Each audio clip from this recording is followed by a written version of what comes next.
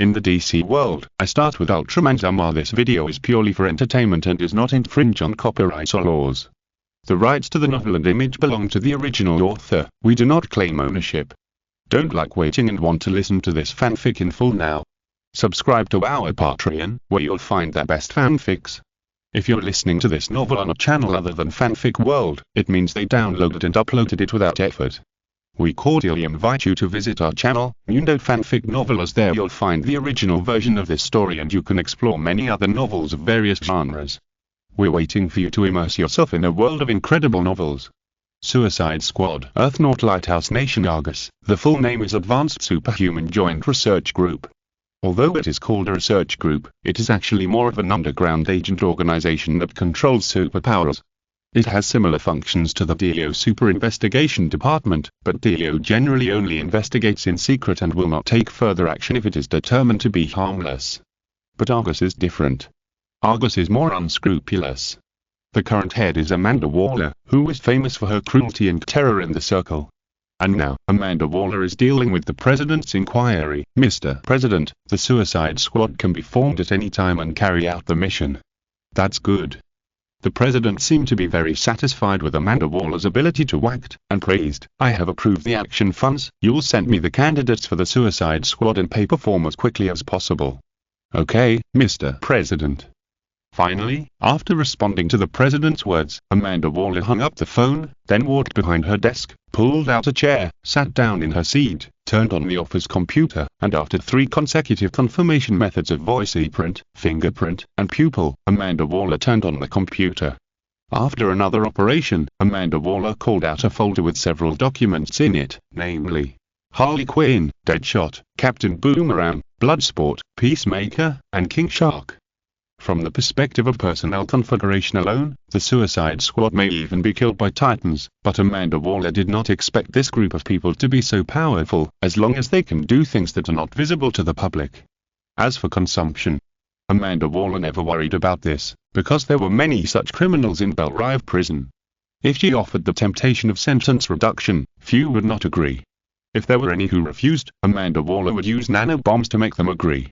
After sorting out the documents, Amanda Waller printed out the entire document, sealed it in a special document bag, and handed it to the agent who came to receive the document bag. "I'll leave this matter to you, Rhonda Pinder." Looking at the agent Rhonda Pinder, who had joined the Eye of Heaven for more than a year, Amanda Waller trusted Rhonda Pinder and handed this easy task to her. "Okay, Chief Amanda." Rhonda Pinder, who was still a Latin beauty, smiled slightly and took the document bag with the files of all the members of the Suicide Squad from Amanda Waller. After completing this task, Rhonda would use her advantages to join the Justice League under the pseudonym of the superhero codenamed Atom Girl and become an undercover agent of the Eye of Heaven. Looking at Rhonda, who disappeared from her sight after getting the file bag, Amanda Waller took out another file bag and thought silently, "What a pity, you only have a Cannon Fodder Squad file in your hand. How could I let someone like you know about the Suicide Squad?" Amanda Waller gave Rhonda a fake file, which contained all the dead criminals. If the Suicide Squad was leaked and known to the international community, then their lighthouse country would definitely be criticized. The other 2 of the top 3 permanent members would not sit idly by. At the time, Amanda Waller would probably become the scapegoat first. And that was what Amanda Waller least wanted to see. March 29th, National City. Because the Justice League was going to upgrade the secret base of Happy Harbor, Jello stayed in National City during this period to deal with several blind superpower criminals and cosmic thugs. In addition to practicing hard with his senior projection, he was also studying technology and teaching his dog how to use his power. Jello thought he was pretty good at teaching people to use strength, but it was his first time to teach a husky. Jello sat on the sofa, gently stroking the back of the little husky with his right hand. The soft fur felt very comfortable to the touch, and the little husky also enjoyed Jello's touch very much, and even raised his head to let Jello scratch the hair on its throat. "Oh!" The little husky even shouted happily. Looking at the little husky's appearance, Jello said, "You eat and sleep well here, but can you make my bill look better?" The little husky's appetite is at least 8 or 9 times that of an ordinary husky. He eats a lot of dog food alone, not to mention other things. When this was mentioned, the little husky's ears immediately folded down, and the 2 eyes full of wisdom also drifted. "Oh!" the little husky cried out embarrassedly, as if to say that it didn't mean it. Seeing Xiaoha's embarrassed look, Jello smiled quietly, then patted Xiaoha's neck and said, "I'm just kidding you, I can afford your dog food. Oh, by the way, I have to leave for a while. Remember, you are not allowed to destroy the house when I'm not here, understand?" Woof. Upon hearing this, Xiao Hectors immediately ran away, then sat up straight and made a very loud sound. "See you tonight." After saying something to Xiao Hectors, Jello teleported to Ultralight. After entering Ultralight, Jello took out the red beetle from reach from the broken watch. As soon as it got out of the broken watch, the red beetle ran desperately, trying to stay away from Jello, but unfortunately, this is Ultralight, Jello's territory. With a casual grab, the red beetle was caught by Jello, and seeing the red beetle still wanting to run, Jello used telepathy to connect with the other party and threatened the red beetle with telepathy. "You'd better not run around, or I'll tear you apart and clear your database." Feeling Jello's terrifying mental power, the red beetle instantly withered and didn't dare to run away for the time being. Since the red beetle cooperated, Jello also linked it to the ultralight, and with the help of the instruments on the spacecraft, absorbed the technology of the faraway Zerg, one of the top civilizations in the universe. Scarabs are the pinnacle of nanotechnology. Although they are only the size of a palm, they can release a set of black technology armor, and the higher the synchronization rate with the host, the more terrifying the combat power. In the eyes of most civilizations that have not entered the interstellar level, scarabs are simply invincible. No wonder the scarab host is like a god in the eyes of some natives. According to the previous experience of the faraway Zerg, invading a planet that has not left the star system is a piece of cake. But this time the faraway Zerg chose the Earth, the planet that should not be invaded in the universe, the Earth.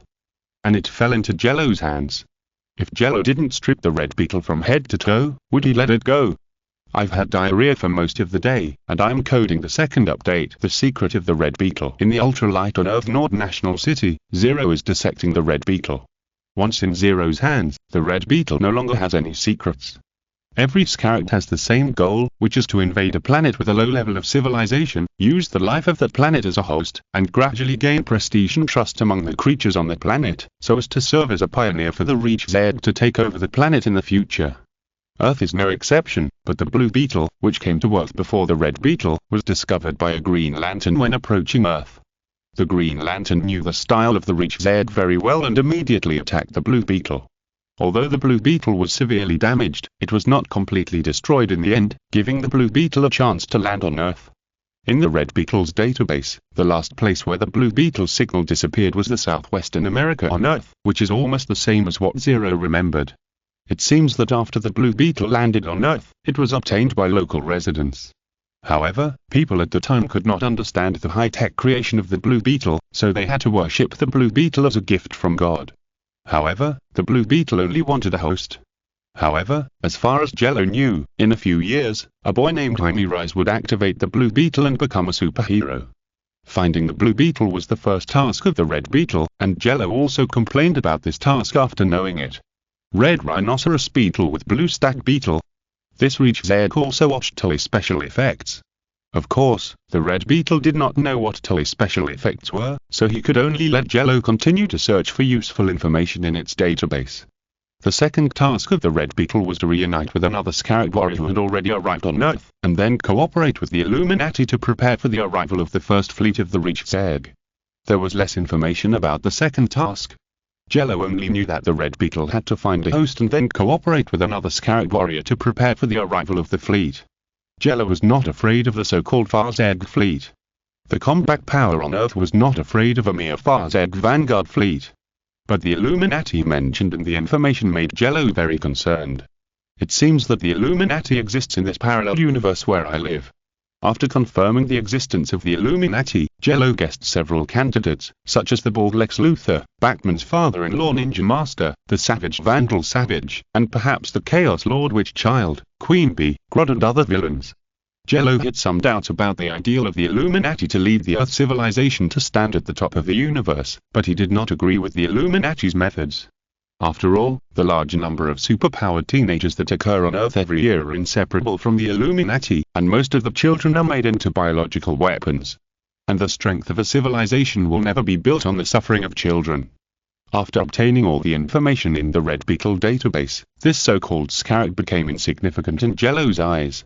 Exclamation mark, exclamation mark, exclamation mark. As a high-tech creation of the Zeg, the Red Beetle naturally felt the murderous intention of Jello.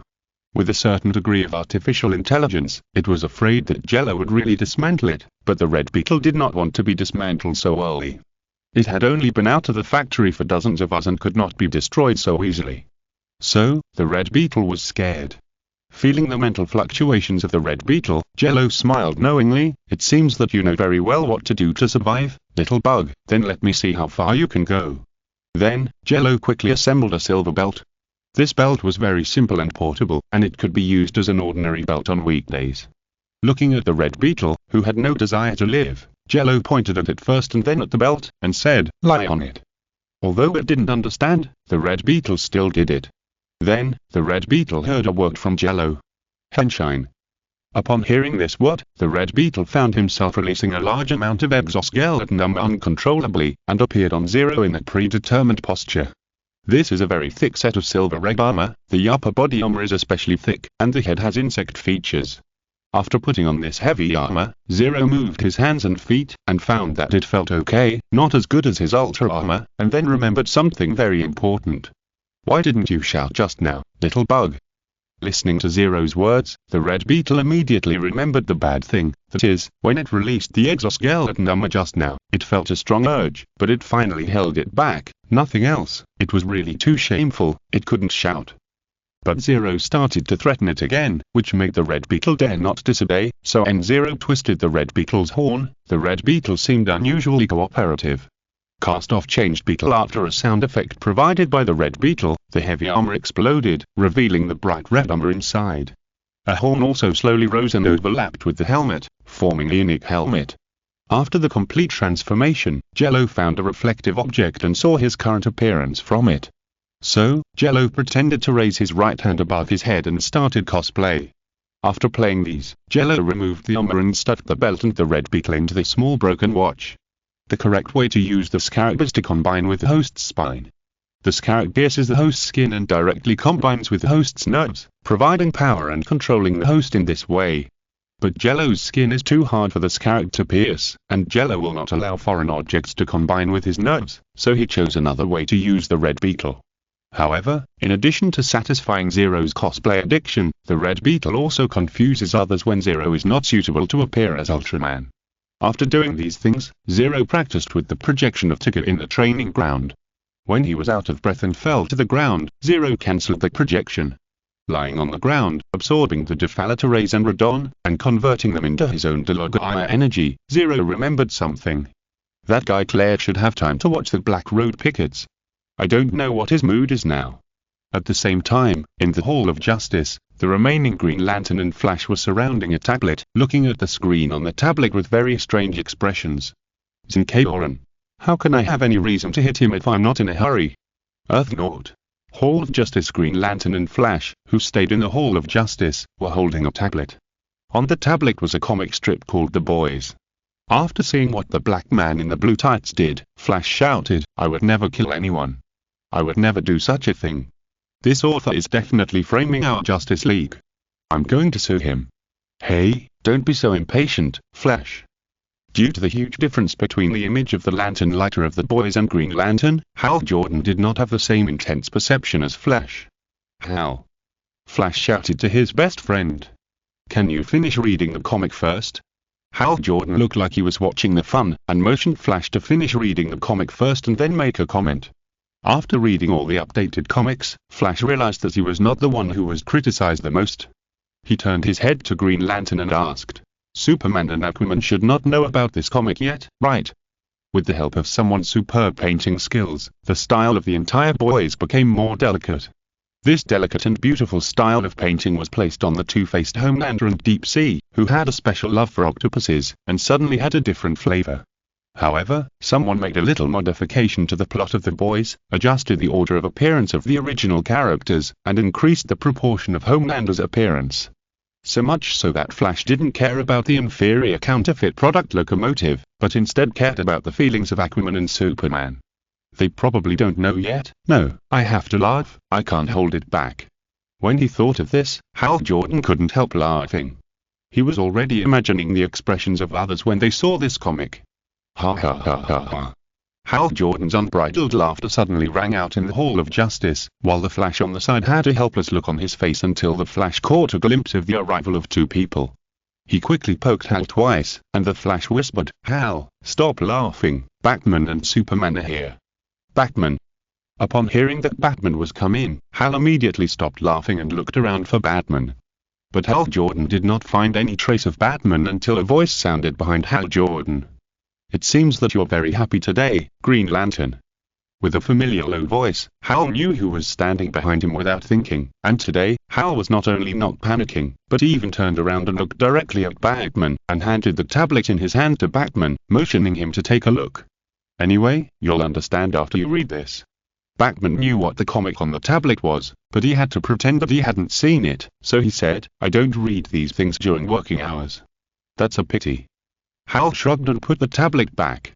At this time, Superman, who had been standing next to Batman, felt something was wrong, so he said to Hal, "Can I see that comic?" "Are you sure?"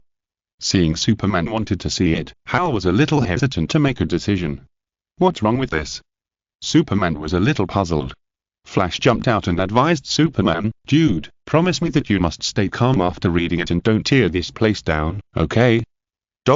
Hearing this, Superman remembered the expression on Jello's face when he talked to him about this matter. In connection with Flash's advice at this time, he suddenly felt that things were getting bad. Batman quietly turned on the recording mode of his helmet. However, for the sake of the dignity of the eldest son of the Kent family, Superman still took the tablet from Hal and said, "Don't worry, Flash, how could I be that kind of person?" Then Superman began to check the comic The Boys on the tablet. About 3 minutes later, Superman finished reading all the updated parts, and after reading this part, Superman was silent. No wonder the kid is so confident this time. It turns out that he has made such a thing. Wait, is this the image of me in his mind? How can I say look me? Just want to satisfy myself. It seems that someone is very arrogant now. Superman was getting angrier and angrier. Because of his anger, the bioforce field became a little unstable, causing a wave of fluctuations around him, but this also scared Green Lantern and Flash. "Hey, man, calm down," Flash hurriedly advised. After a long while, Superman gradually calmed down and handed the tablet back to Hal. Seeing Superman, who was a little bit abnormal, Hal asked, "Dude, are you really okay?" "I see you, don't worry, I'm fine, Green Lantern," Superman replied, and in order to be more convincing, he smiled. But this smile had nothing to do with kindness in the eyes of Green Lantern and Flash at this time. Flash said weakly, "You're a little unconvincing, Superman." "How could that be? I'm very good now." Superman's smile became more intense, but this made Flash and Green Lantern more nervous. Looking at the two partners who had disbelief written on their faces, Superman sighed and continued, "Well, to be honest, I'm a little angry, but not too angry. There are more than one people on the earth who think this way about me. I have understood this idea a long time ago. For me, I have become accustomed to it. It's just this time." As he said this, Superman showed a weird smile on his face, which confused the Green Flash duo. "What is it this time, buddy? Tell me quickly." Hal, who was impatient, hurriedly urged. "This time I must be angry." Superman showed a healthy smile, and guessing that the two would be confused, Superman explained. "Because of a game with someone, that person asked me to remain calm after seeing The Boys, so that I would win, but if I get angry, I will lose." "So are you winning or losing now?" the Flash asked curiously. "You can say I lost, or you can say I won." Superman smiled mysteriously. "If I win, I have no reason to beat him. As a qualified brother, he naturally looks for every opportunity to beat his brother, and the Kent family is no exception. In order to have a chance to beat someone up, Superman voluntarily admits defeat in this game." Looking at Superman, who seemed to be going to a fight, the Green Flash duo still didn't know what it meant, but they all gave a thumbs up. At this time, because Hal did not turn off the tablet notification ringtone, a voice echoed in the Hall of Justice. Side news. Match Malone rewarded The Boys with 10 million reward coins 10 seconds ago. Chapter detects high-energy strike in transit. Earth, -0 Hall of Justice. Hearing the sound coming from the tablet, Superman immediately guessed who the so-called matchstick Malone was, so he patiently asked Green Lantern another question. "Green Lantern, can you switch out and look at the reward list of the platform where this comic is located? I want to see who ranks first and second." But this is an online platform. How can someone use their real identity to go online?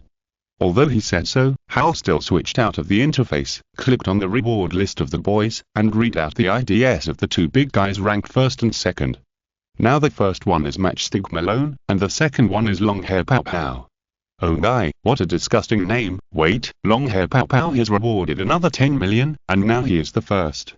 Hearing Green Lantern mention Matchstick Malone and Longhair Pow Pow, Superman said that he knew who these two guys were even with his toes, so he immediately looked for Batman in the Hall of Justice, but he didn't even find a piece of bat excrement. These two guys, Superman held his forehead helplessly. Now he only felt that there were kryptonite fragments in his head, and at the same time he was thinking about how to call out a certain culprit. Looking at Superman, who seemed to have a headache, Flash asked again, "Hey, man, are you sick?" No, how could I be sick? I was just thinking about how to talk to my brother who was in conflict with me. Superman said with a smile. Oh, this is easy. I'll teach you. I'm good at chatting. When it comes to dealing with family relationships, Flash is no longer sleepy. He came to Superman and taught Superman how to talk to people with whom he has a bad relationship. At the same time, in the top floor office of the Lex Group building in Metropolis, Lex was refreshing the computer screen frantically.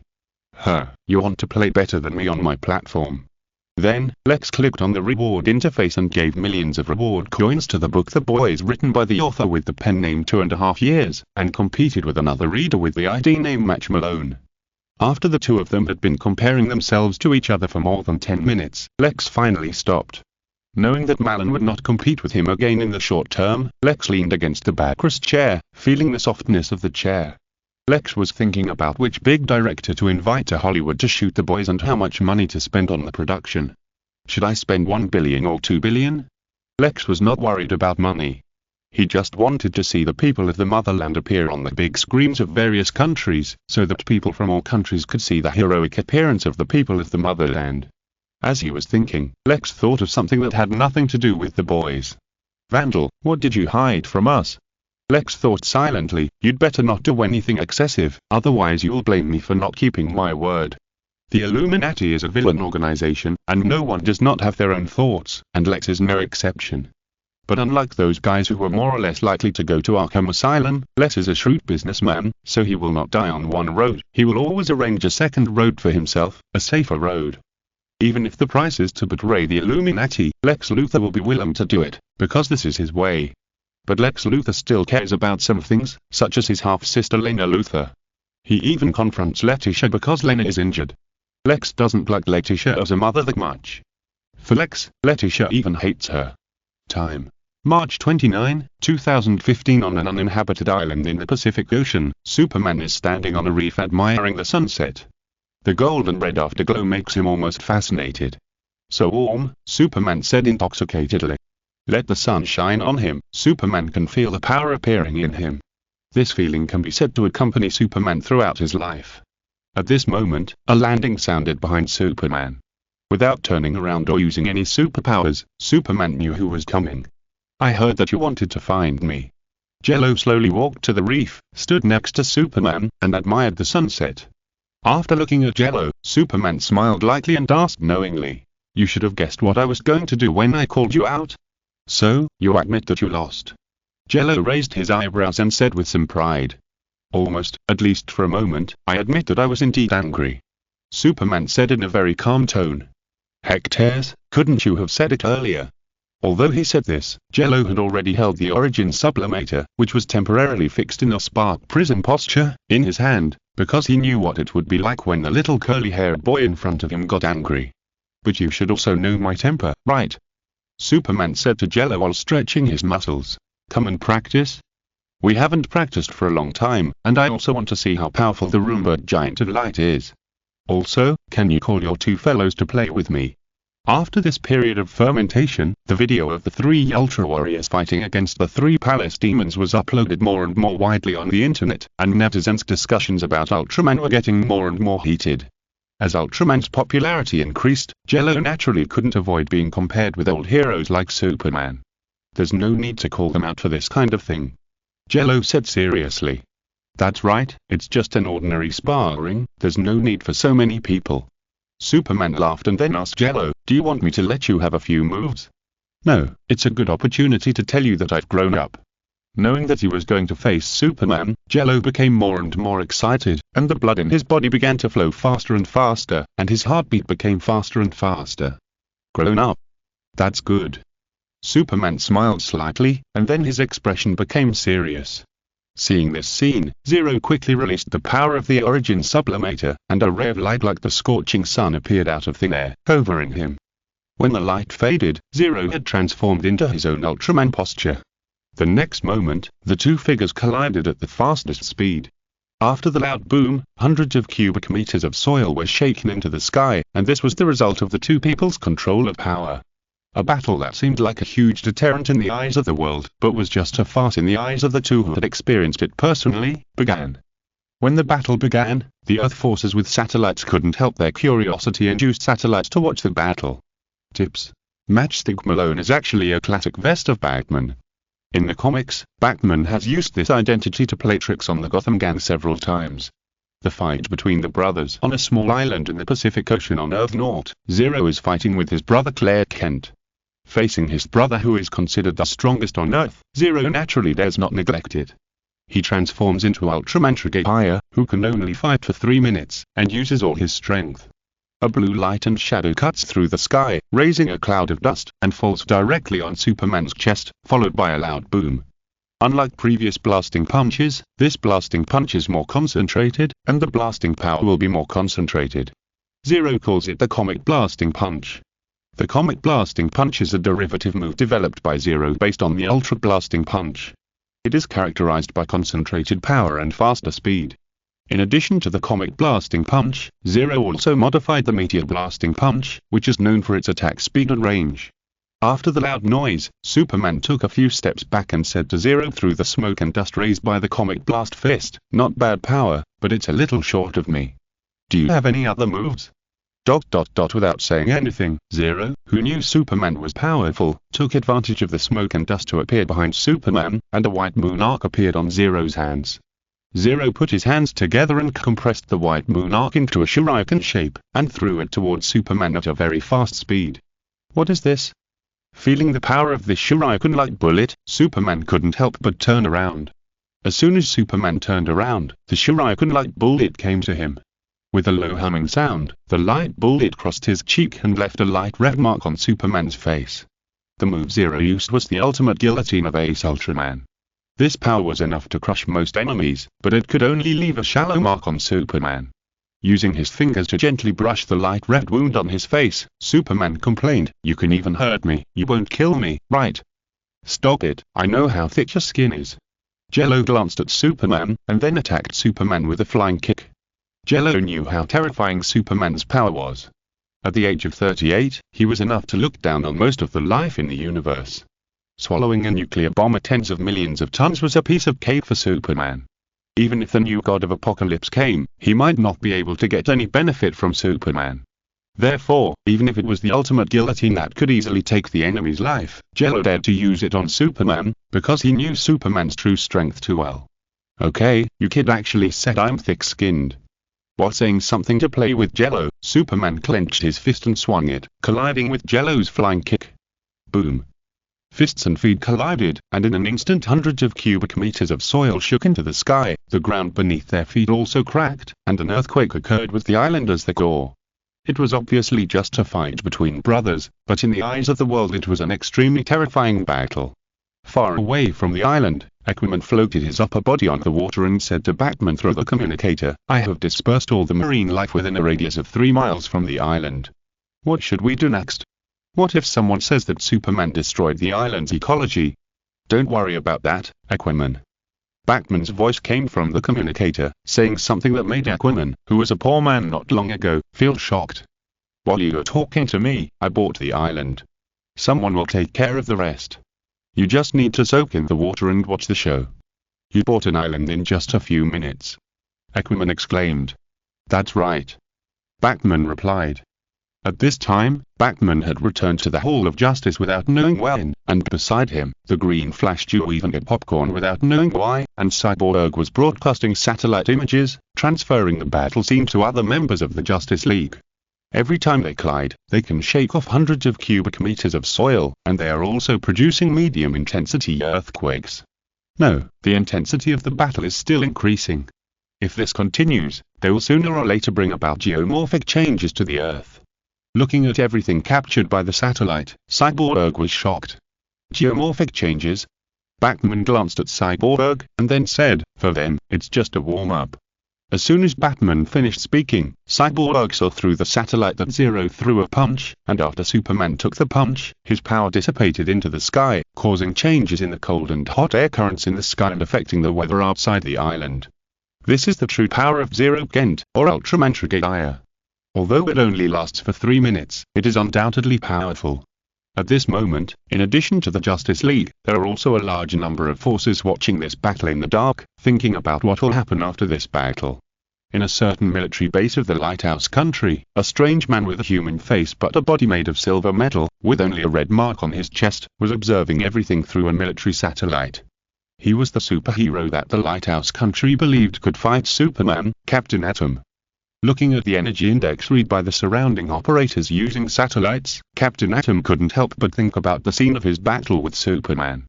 General Ryan, who was standing next to him, asked, "Don't worry, Colonel, the power you have is not worse than theirs. You are the crystallization of the country's highest science and technology. How can you be worse than 2 aliens whose origins are unknown?" "You're right, General, I will definitely not be worse than any of them." Captain Atom, who believed that he was like Superman, or even stronger than Superman, was full of confidence at this time. This was what the researchers said to him most often after the experiment. As for the real situation, we have to wait until Captain Atom and Superman face off to find out. Believe in your country and yourself, Colonel. General Ryan said to Captain Atom for the last time, then turned his eyes back to the screen and watched the battle again. Looking back at the island, there was no green land on the island at this time. There was only the scorched earth left by the battle between the 2 brothers.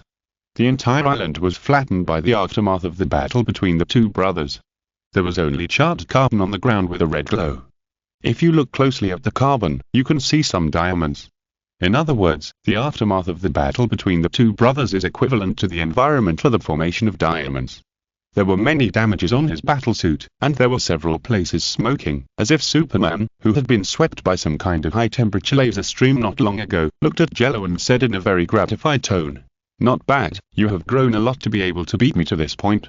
Chapter ends. Earth North Pacific Ocean. On the scorched island, Zero, who was surrounded by 4 clones, looked at Superman from afar.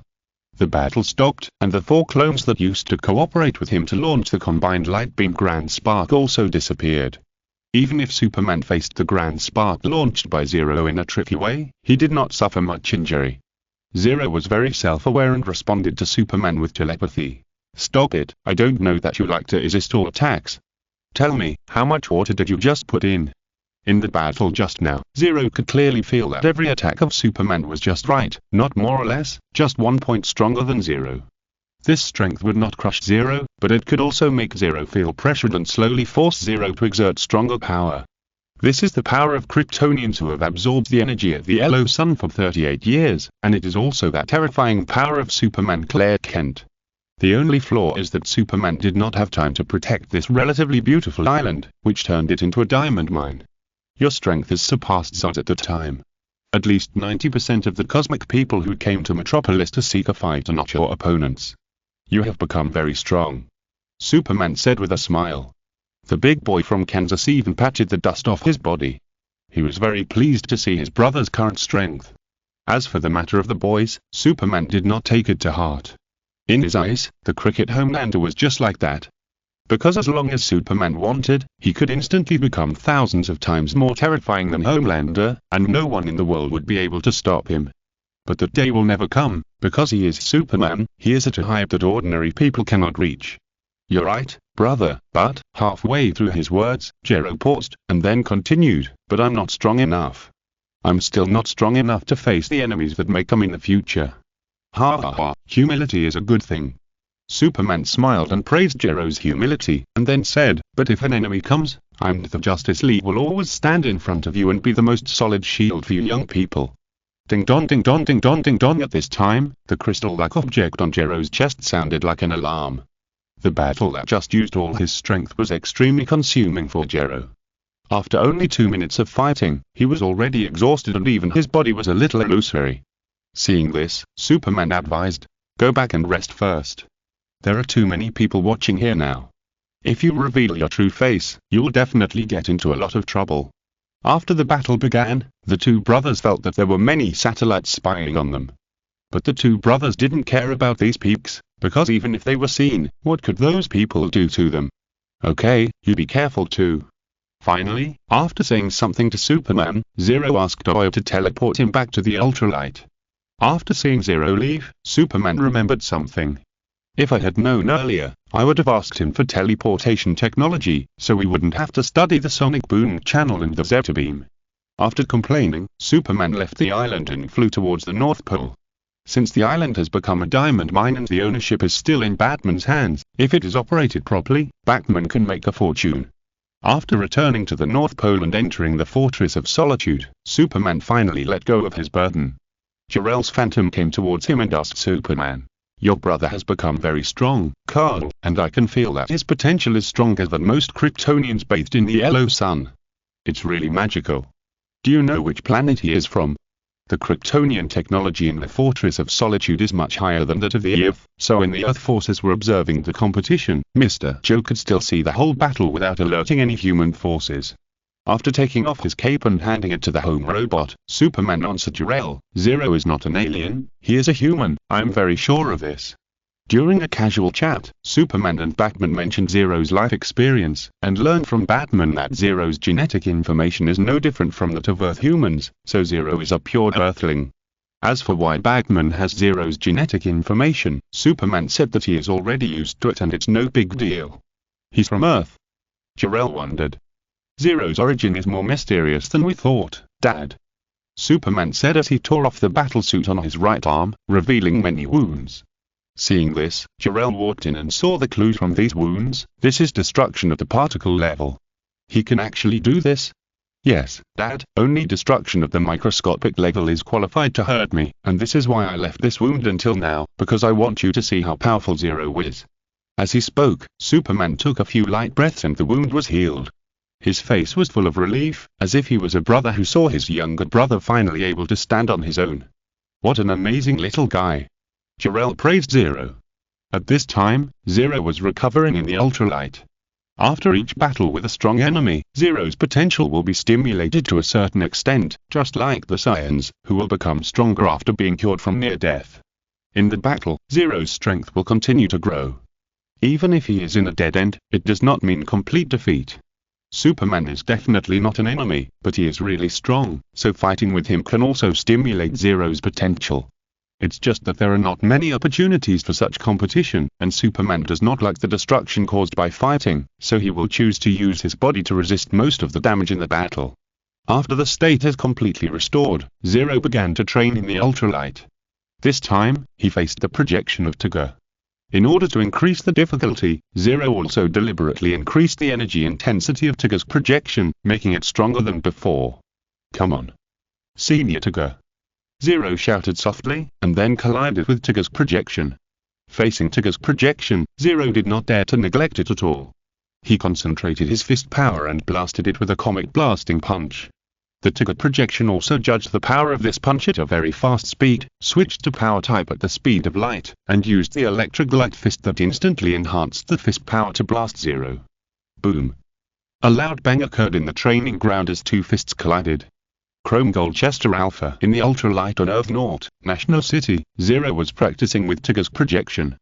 The Comic Blast Fist and the Lightning Fist collided with each other, generating a violent shock wave. Zero and Tigger's projection were both knocked back by the shock. After retreating 2 or 3 meters, Zero had enough time to adjust his strength and looked at Tigger's projection, which was already 10 meters away. "Come again." With a light shout, Zero stepped on his feet and attacked Tigger's projection again. In the blink of an eye, he arrived in front of Tigger's projection and blasted the Meteor Blast Fist at Tigger's projection at a very fast speed. Faced with the extremely dense Meteor Blast Fist, Tigger's projection could only be forced to cross his hands to resist, while resisting the dense Meteor Blast Fists like a rainstorm, while looking for an opportunity to defeat the enemy. After Zero blasted thousands of punches, Tigger's projection finally found a flaw in Zero, and the colored timer on his chest suddenly emitted a dazzling golden light, making Zero, who used to use his high beam to confuse the enemy's face, experience what it feels like to be hit by strong light at close range. Oh my! Timer flash! With the gift from Ultraman Tigger and Ultraman Trigger, Zero of course knew what this move was, so he quickly stopped his punches and stepped back. Timer Flash is not an ordinary move. Although it is not well known, the special Timer Flash, a variation of Timer Flash, can directly destroy monsters. If Shining Tigger uses the special Timer Flash in conjunction with the Shining Zetrio Ray, even Gatanger can be destroyed. As soon as the strong light appeared, Zero felt that his exposed body was more uncomfortable than being soaked in a steel furnace. Through the strong light, Zero saw the red after image rushing towards him. So Zero condensed the ultra-piercing blade at a very fast speed and swung the sword at the red light at the fastest speed. The speed was so fast that after images appeared. The red after image and the green after image collided together, and the aftermath dispersed the strong light, allowing Zero to see the movement of Tigger's projection again. At this time, the right hand of the Tigger projection turned into a hand knife, and it was almost on par with Zero's ultra-piercing blade, but this was not a solution. The Tigger projection switched to a powerful form, while Zero didn't even wear the Ultra armor, and played in a human form. Even if the opponent's energy intensity was the same as his own, it would not be a good thing for Zero if it continued. Yeah. Zero shouted, and condensed another ultra-piercing blade, and launched a sneak attack on the Tigger projection at an extremely strange angle. The Tigger projection did not dare to ignore the ultra-piercing blade, so he used his other hand to resist, but it also left him with a very small gap. Seizing this gap, Zero concentrated his telekinesis and turned it into a battering ram to smash the Tigger projection. This blow was more powerful than the impact of a heavy dump truck, and the Tigger projection was almost knocked out. As if knowing that the powerful form could not win, the Tigger projection switched to an aerial form in mid-air.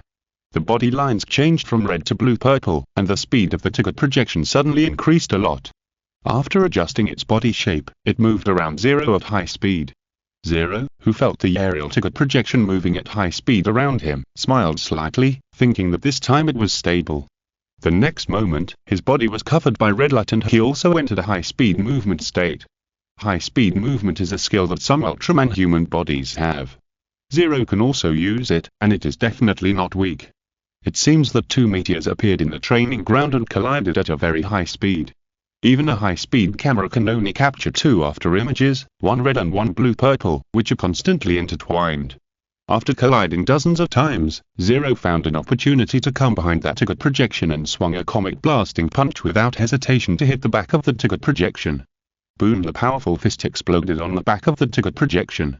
This human machine projected with the data of Ultraman Tigger could no longer withstand the damage and turned into particles and scattered.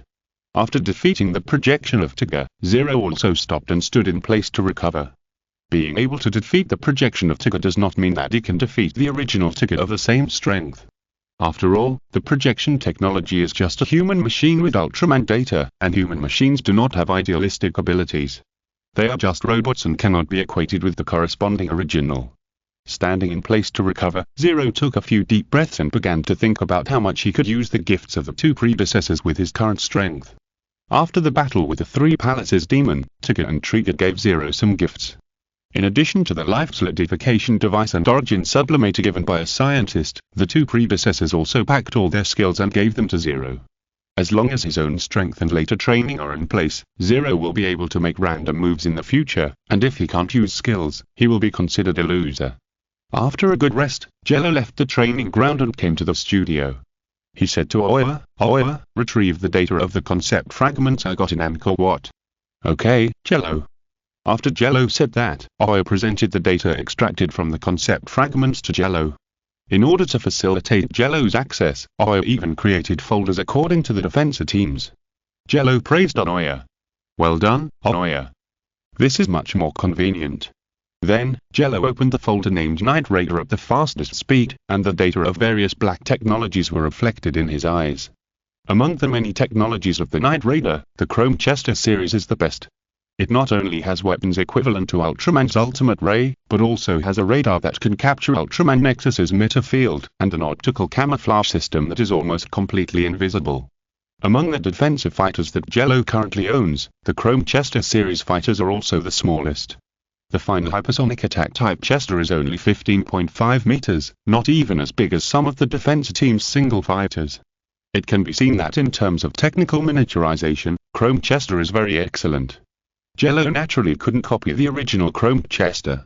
The Chrome Chester Alpha and Chrome Chester Beta at the beginning were okay, but the technology behind them was a bit incompatible, so they had to be slightly modified, and the new max power engine had to be added, so that the power could be much greater. In this way, Jello began to modify and manufacture the Chrome Chester Alpha. As for the reason, Jello would not say that he wanted to be an ace pilot himself. Improving the Chrome Chester Alpha was not difficult. The design work was completed quickly. Even the manufacturing work did not take Jello long. Within 5 days, he completed the Chrome Chester Alpha and test drove it somewhere in the high seas of the Pacific Ocean. If you're listening to this novel on a channel other than Fanfic World, it means they downloaded and uploaded it without effort. We cordially invite you to visit our channel, Mundo Fanfic Novel, as there you'll find the original version of this story and you can explore many other novels of various genres. We're waiting for you to immerse yourself in a world of incredible novels. Everything is normal over the Pacific Ocean. Earth North Pacific Time. April 2, 2015. Over the Pacific Ocean, everything was normal. Jello was flying freely in the sky with the Chrome Chester Alpha activated with optical camouflage. The nose of the Chrome Chester Alpha was seen rising, and in a short period of time, it formed a parallel flight state with the nose behind and the tail in front. During the completion of this action, the speed of the Chrome Chester Alpha dropped sharply, but the flight altitude did not change significantly. After completing this Cobra maneuver, Jello tried the falling leaf drift, the bell-style maneuver, the broken S maneuver, the roller maneuver, the Herbst hook, and other maneuvers, and then shouted in the cockpit, "Wow! So cool!" After completing these series of tactical actions that only ace pilots can do, Jello was also very happy. When he was thinking about what to do next, he found a strange target on the radar. The radar reading was very strange, and it did not look like an object on Earth. Come closer and take a look. In order to find out what was going on, Jello drove the Chrome Chester Alpha gradually approached the mysterious target. After flying about 1 or 2 kilometers, Jello saw a small island. As soon as he entered the airspace above the island, the radar detected very intense electromagnetic fluctuations. If Jello had not foresightedly strengthened the anti-electromagnetic interference system of the Chrome Chester Alpha, it would have plunged into the sea by now. But even so, due to the strong electromagnetic interference, the radar of the Chrome Chester Alpha could not find anything useful, so it was better for Jello to go down and search for it himself. After leaving the Chrome Chester Alpha, which almost crashed on its first flight, and putting it into the broken watch, Jello dived towards the island. Boom! After landing on the beach of the island like a superhero, Jello immediately used his supervision and super hearing to look for anything suspicious on the island. At first glance, there was nothing wrong with the island, but when Jello looked more carefully, he found that the island was covered with a layer of film. It seems that there is a magic barrier protecting this place. After determining what was blocking him, Jello activated the clairvoyance ability brought by the Tranquility Bracelet. In an instant, the whole world in Jello's eyes completely changed. In the world of clairvoyance, this island has several key nodes, which together constitute a magic. This magic is not offensive at all, but it is very secretive. Even top magicians must get close to it to find clues. But the Tranquility Bracelet is the culmination of ancient magic. It was created by magicians from different countries with all their efforts. The power it brings can almost allow Jello to see through all the magic on Earth. With the help of clairvoyance, Jello found a gap and entered the interior of the island without touching the magic. There is nothing much to say about the island itself. It is a standard Pacific island ecology. However, apart from plants, Jello found that there was not even a heartbeat on this island, and even an ant could not be found. The deeper he went, the more curious Jello was about what secrets were hidden on this island. However, when Jello looked around the entire island, he found nothing here, no ancient buildings or wizard towers. Strange, it's impossible that a magician would set up magic just to protect the island's ecology. Just as Jello was puzzled, a voice sounded behind him. "For this world, please take me to see someone with a kind heart." The voice was very vicissitudes, as if it had experienced countless years. After hearing this voice, Jello turned around as quickly as possible and faced the mysterious person. This person was wearing a purple red cloak, a purple red coat inside, short silver hair, a little bulge around her waist, Probably 2 pistols, and the most noticeable thing was her face. This face was not good looking, but it seemed that the vicissitudes of countless years gave her another flavor. In addition, there were 6 lightning marks printed on her face, like some kind of punishment. "Excuse me, who are you?" Jello had already remembered the other party's identity, but he still asked deliberately, because he knew that the appearance of this woman did not mean anything good. And the other party seemed to have deliberately led him here, which made Jello even more worried. "My name is Pandora, you should have heard of it." The woman who called herself Pandora took off her hood and spoke frankly to Jello. Pandora, this name has a pivotal position in Greek mythology. She is the punishment given to mankind by the gods. Each god gave her a gift, allowing her to come to the world and open the magic box at the most critical moment to bring disaster to the world. Pandora and Pandora's box, this is a very famous mythological story. But in the DC universe, this story is a little different. In the distant ancient times, human civilization was not very developed, and Pandora was just an innocent girl in a tribe, but one day, she found a golden 3-eyed skull that looked like a box. Out of curiosity, she opened the box, and then Pandora's life changed dramatically, because the 7 deadly sins came to the world, and humans committed countless sins. After opening the box, Pandora was taken to a place. Later, she learned that it was called Eternal Rock, and a council of 7 wizards tried her. In addition to Pandora, there were 2 other people on trial. One was punished so that he could not even know his own name, and the other was because he betrayed the Son of God. The 3 were tried together. In the end, Pandora was sentenced to live forever in the world. This story looks like a myth, but Jello, who has read the comics, knows that the so-called Pandora's box has nothing to do with the 7 deadly sins. This thing is actually the key used by the evil forces of Earth 3 to open the channel to World Naught. It is a technological creation and has nothing to do with magic. Pandora was basically fooled. The group of wizards could not understand the technological creation of the magic box, so they defined the event as Pandora releasing sin. It was not until the last wizard predecessor Shazam died that Pandora learned part of the truth, because after thousands of years, old Shazam could not understand what science is. Are you the Pandora in the myth? Then what do you want to do by finding me? Jello asked very vigilantly. Hearing this, Pandora took out the golden 3-eyed skull and pleaded with Jello in a very sincere tone. "Please take me to see the extremely kind person. Only he can purify the magic box." "No, I refuse." Pandora's box, Earth North Pacific Island. Hearing Jello's firm "No, I refuse," Pandora was very confused, and her expression was a little excited. "Why? Isn't this an opportunity to help humans get rid of their sins? A traveler from another world, why do you refuse me?"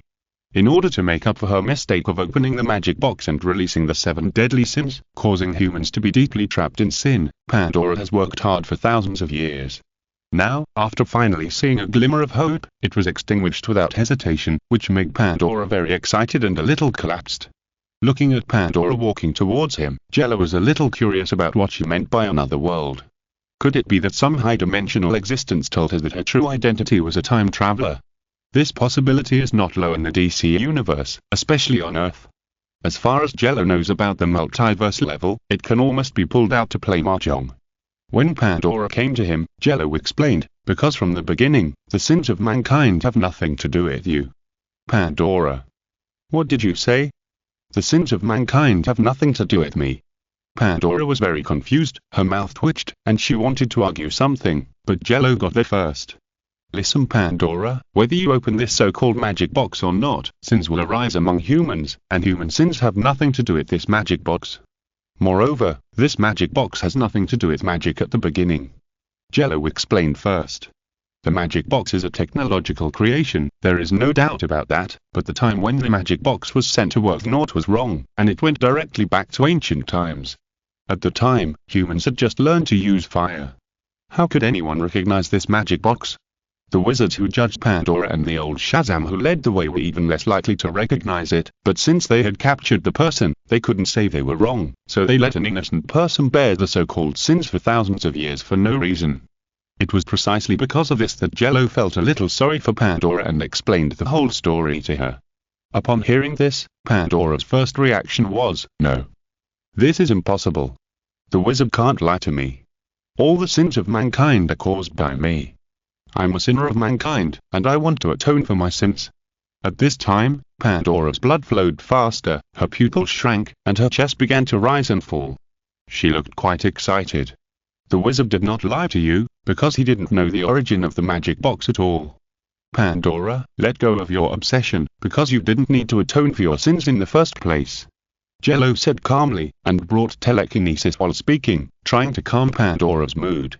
Under the effect of telekinesis, Pandora seemed much calmer, and her body rose and fell less. After Pandora calmed down, Jello said to Pandora, "Do you want me to help you take a look at the true face of this magic box? Don't lie to me, traveler from another world." Pandora did not refuse, but hoped that Jello would not give her false truths again. "You are not so bad as to let me lie." These words from Jello sounded a bit harsh, but they also make Pandora feel at ease. Then, Jello took out a scientific analyzer from the broken watch and scanned the magic box in Pandora's arms thoroughly. Finally, Jello presented the results of the magic box scan to Pandora in a holographic projection. After the holographic projection, Pandora saw an extremely sophisticated machine. Having lived for thousands of years and moving towards the so-called goal of saving mankind, Pandora has also learned a lot of things. She can even be regarded as a master of mechanics and alchemy. The magic box is really technology. I didn't make any mistakes from the beginning. Pandora, who finally accepted the reality, covered her hands with her hands. The hands covered with calluses, which would not tremble even if she pulled the trigger of the pistol hundreds of times in a row, trembled a little at this moment, and as if she was completely relieved, Pandora laughed at the sky. Looking at Pandora, who was finally relieved, Jello was calm, thinking that he had finally solved a hidden danger, and he must take the magic box away. Although Pandora has lived for a long time, her combat power is quite poor. If the people from Earth 3 come to her, she will definitely not be able to protect her. "Give me the magic box, Pandora." Seeing Pandora, who was also relieved, Jello stretched out his hand and wanted to take the magic box. "Why?" Pandora was confused again. She hugged the magic box tightly and asked in confusion, "Don't you want to destroy this thing, alien traveler? This thing can help me let out potential enemies. It can't be destroyed for the time being. I want to use the magic box. It's an opportunity." Jello replied. "The magic box is the key for the people from Earth 3 to come to Earth 0. They will never give up this thing. If the magic box is destroyed, they may not be able to come to Earth, and they can only fight the invincible enemy on Earth 3. However, even if the passage for the people from Earth 3 to come to Earth 0 is cut off, Earth 0 also has the advanced soldiers sent by Earth 3. These people must be dealt with, otherwise when a major event breaks out in the future, what will happen if these hidden threats jump out and give them a knife? As long as the magic box is in hand, the advanced soldiers of Earth 3 will not be able to sit idly by. They must come and grab the magic box from Jello. This is one of the few opportunities Jello has now. Use the magic box to lure out the enemy." Upon hearing this, Pandora said, "But once the magic box is touched by someone other than me, it will be activated, and it will affect your spirit, the traveler from another world." Pandora's words were true. Although the magic box itself was a technological creation, the legend of the magic box had been circulated widely and for a long time, and many people knew about it, resulting in some magic power on the magic box. This magic power can affect most people, and the people of Earth 3 have set some restrictions that only humans on Earth 3 can use. Not to mention Superman, whose magic resistance is like a dead compared to physical resistance, even Shazam, who has the power of 6 gods, or Constantine, who has an extremely dirty mind and is also a magician, will be affected by the power of the magic box. But, no one stipulates that you must take it yourself, right? With a light snap of his fingers, Jello took out the long-lost Iron Dame from the small broken watch and turned Iron Dame into a human form. Iron Dame is not a human, just let it take it. Hearing this, Pandora set her sights on Iron Dame, who was obviously a robot, and thought that this robot was not a human, right? So she let go. "Then you must keep the magic box well and don't let it fall into the hands of the villains." "Of course." Jello nodded and ordered Iron Dame to take the magic box. With the order, Iron Dame naturally stepped forward to take the magic box and took it. And the moment Iron Dame took the magic box, as if it was set, a very subtle wave spread out in a certain direction at an extremely fast speed. Get the magic box. In a mansion on Earth 0, the Xianzi Tianwang, who was sent to Earth 0 as a member of the Advanced Corps, was flipping through a parchment book, but suddenly, he felt a fluctuation. He didn't even bother to close the book in his hand, and looked directly in the direction of the fluctuation. Someone activated the magic box. The Xianzi Tianwang's eyes covered by his robe became sharp. The magic box is a necessity for them to descend on the three major forces of Earth, but now, it has been activated by someone who doesn't know about it. How can this not make the Xianzhu Tianhuang alert? In addition to the Xianzhu Tianhuang, the evil gentleman Tianhuang can also sense the fluctuation. In addition to the two Tianhuang strongmen, there are several people in the mansion who feel the fluctuation. In addition to the 5 Emperors team, which requires 5 people to occupy one beast demon general quota, the 2 Tianhuangs came to work north this time, but they brought enough combat power. There are 12 Beastmasters in total, and the top 5 Beastmasters are all at the level of Heavenly Kings. Except for one who is sealed up because of his abnormal brain, the evil gentleman Heavenly King and the wise king brought 3 of them here. Latron is one of them. As for the other 2, it is not easy for the evil gentleman Heavenly King and the wise king to mobilize them. After all, on Earth Naught, there is no Emperor to suppress them, which makes the 2 Beastmasters a little dissatisfied with the 2 Heavenly Kings. As for why their Emperor Jello must set the Heavenly King's seat to 4, there are 12 Beastmasters in total, but why there are 12 Beastmasters, but the 5 Emperors group must share the total number of Beastmasters, no one knows. No, we have to discuss it with the evil gentleman. So, the wise king immediately went to find his external brain the evil gentleman Heavenly King to discuss how to take back the magic box. While the king of wise knowledge went to discuss with the king of evil gentlemen, on an island in the Pacific Ocean, Jello also let Iron Dame, who was holding the magic box, return to the broken watch. After raising his hand wearing the broken watch and looking at it for a few more times, Jello said to Pandora, "The magic box matter is settled. Now, can you tell me why you call me a traveler from another world? Aren't you an alien?"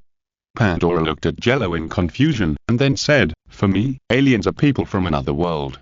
It's normal to call you a traveler from another world." Jello was speechless after hearing this. He was too lazy to argue with Pandora, so he continued to ask, "Then how did you know of my existence and let me here?" "I was because, it's strange, why can't I remember it?" Hearing this, Pandora went to recall why she knew Jello's identity and why she led Jello here. Obviously, her goal was very clear when she planned, which was to lead people who were extremely kind, that is, people related to Superman, here, and indirectly led to the appearance of Superman. But when Pandora thought about why she did this, she felt confused and didn't know how to answer. I can't remember, sorry." Pandora lowered her head very embarrassedly. With the powerful psychic ability as a guarantee, Jello was sure that Pandora was not lying. If Pandora was not lying, it meant that Pandora was used by other beings, and the other party seemed to deliberately reveal the truth and wait for Jello to come to the door. Thinking of this, Jello's mind appeared a blue figure, a guy who likes to influence reality, and just for the so-called experiment, and looked up at the sky, supervision activated, trying to find any suspicious traces. But the sky is still the sky, the universe is still the universe, there is no suspicious place. It seems that the guy deliberately aroused my suspicion, let me prepare first, and then wait for me to do something. With the special nature of the other party, Jello still finds it difficult to deal with him. But if he is really forced, Jello is not afraid of the other party. At worst, it will be a fight to the death, and the guy is not absolutely immortal. Taking his eyes away from the sky, Jello looked at Pandora and said, "You may have been used by someone again, and this guy is probably many times stronger than those wizards. You'd better not go after him." "Forget it," Pandora sighed numbly. She had lived for thousands of years, but she was always a pawn. She had already gotten used to this kind of life. She looked at Jello, shook her head and said, "I'm used to this kind of life, and the wizard lifted my immortal curse before he died. I'm not a complete immortal now, so let me spend the last few decades in peace. Then I wish you a happy last journey in your life, Pandora." Jello also wished her well. However, given the nature of the DC universe, this dream may be difficult to achieve, and there will be many more events in the future. The future invasion of Earth 3 is just a beginning, not an end. "Thank you for your blessing." Pandora nodded, showing a smile that she hadn't shown for thousands of years.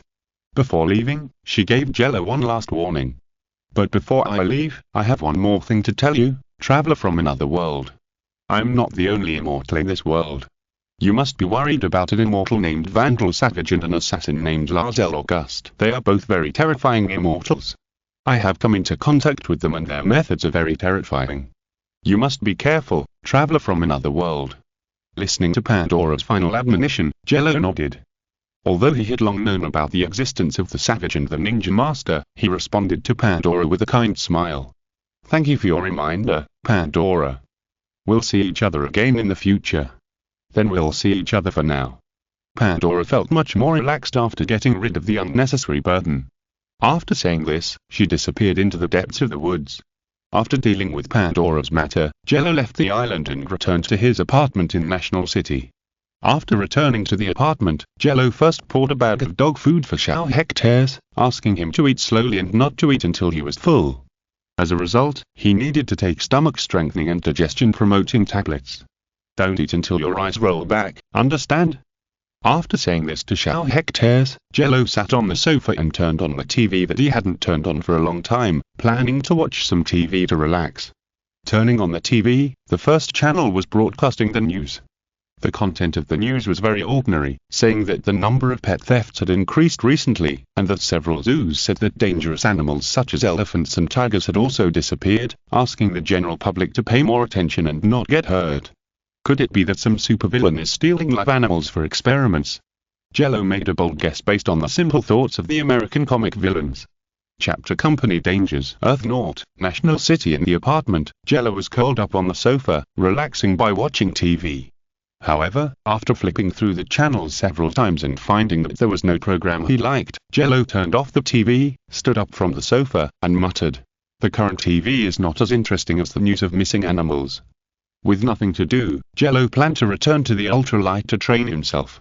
As soon as he had this idea, he heard the sound of the key being inserted into the door. After a click, Donna, who was still wearing a black coat, pushed the door open with a large box of photography equipment. Seeing Jello standing in the middle of the living room, she greeted him. "Good afternoon, Jello." "Good afternoon, Donna." Jello replied politely, and then asked curiously, "Oh, by the way, weren't you going out to take pictures for someone? Why are you back so early?" "Don't mention it, someone stood up for me. He gave me the deposit, but he ran away today." Donna seemed a little annoyed when she mentioned this matter. She waved her hand and complained to Jello about the client who stood up for her.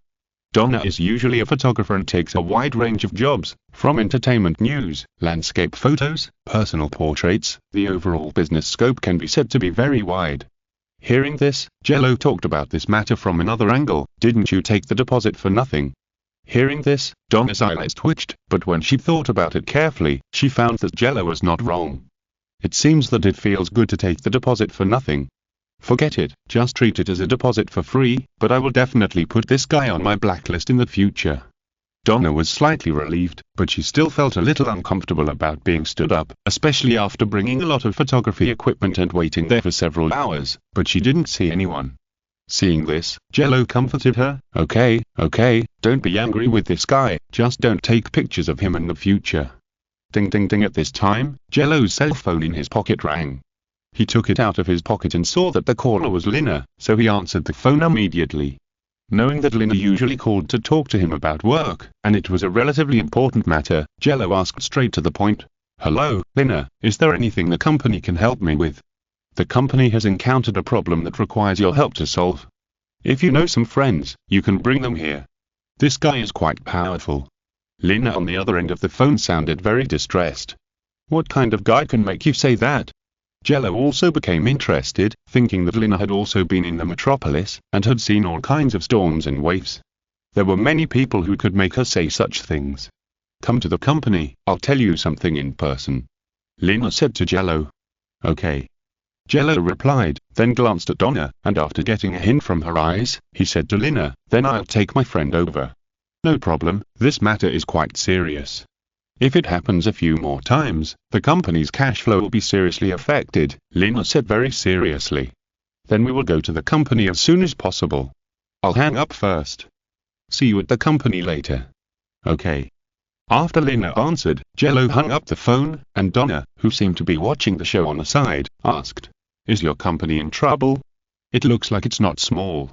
Jello looked at Donna and invited, "Would you like to come with me?" "Yes, it just so happens that I have a lot of anger and nowhere to vent it." While talking, Donna also moved her body, and her bones made a crackling sound. Seeing this, Jello waved to Donna and said, "I knew you were still angry. Let's go. Just treat it as a mission." After that, Jello and Donna set off for M78 Technology Co.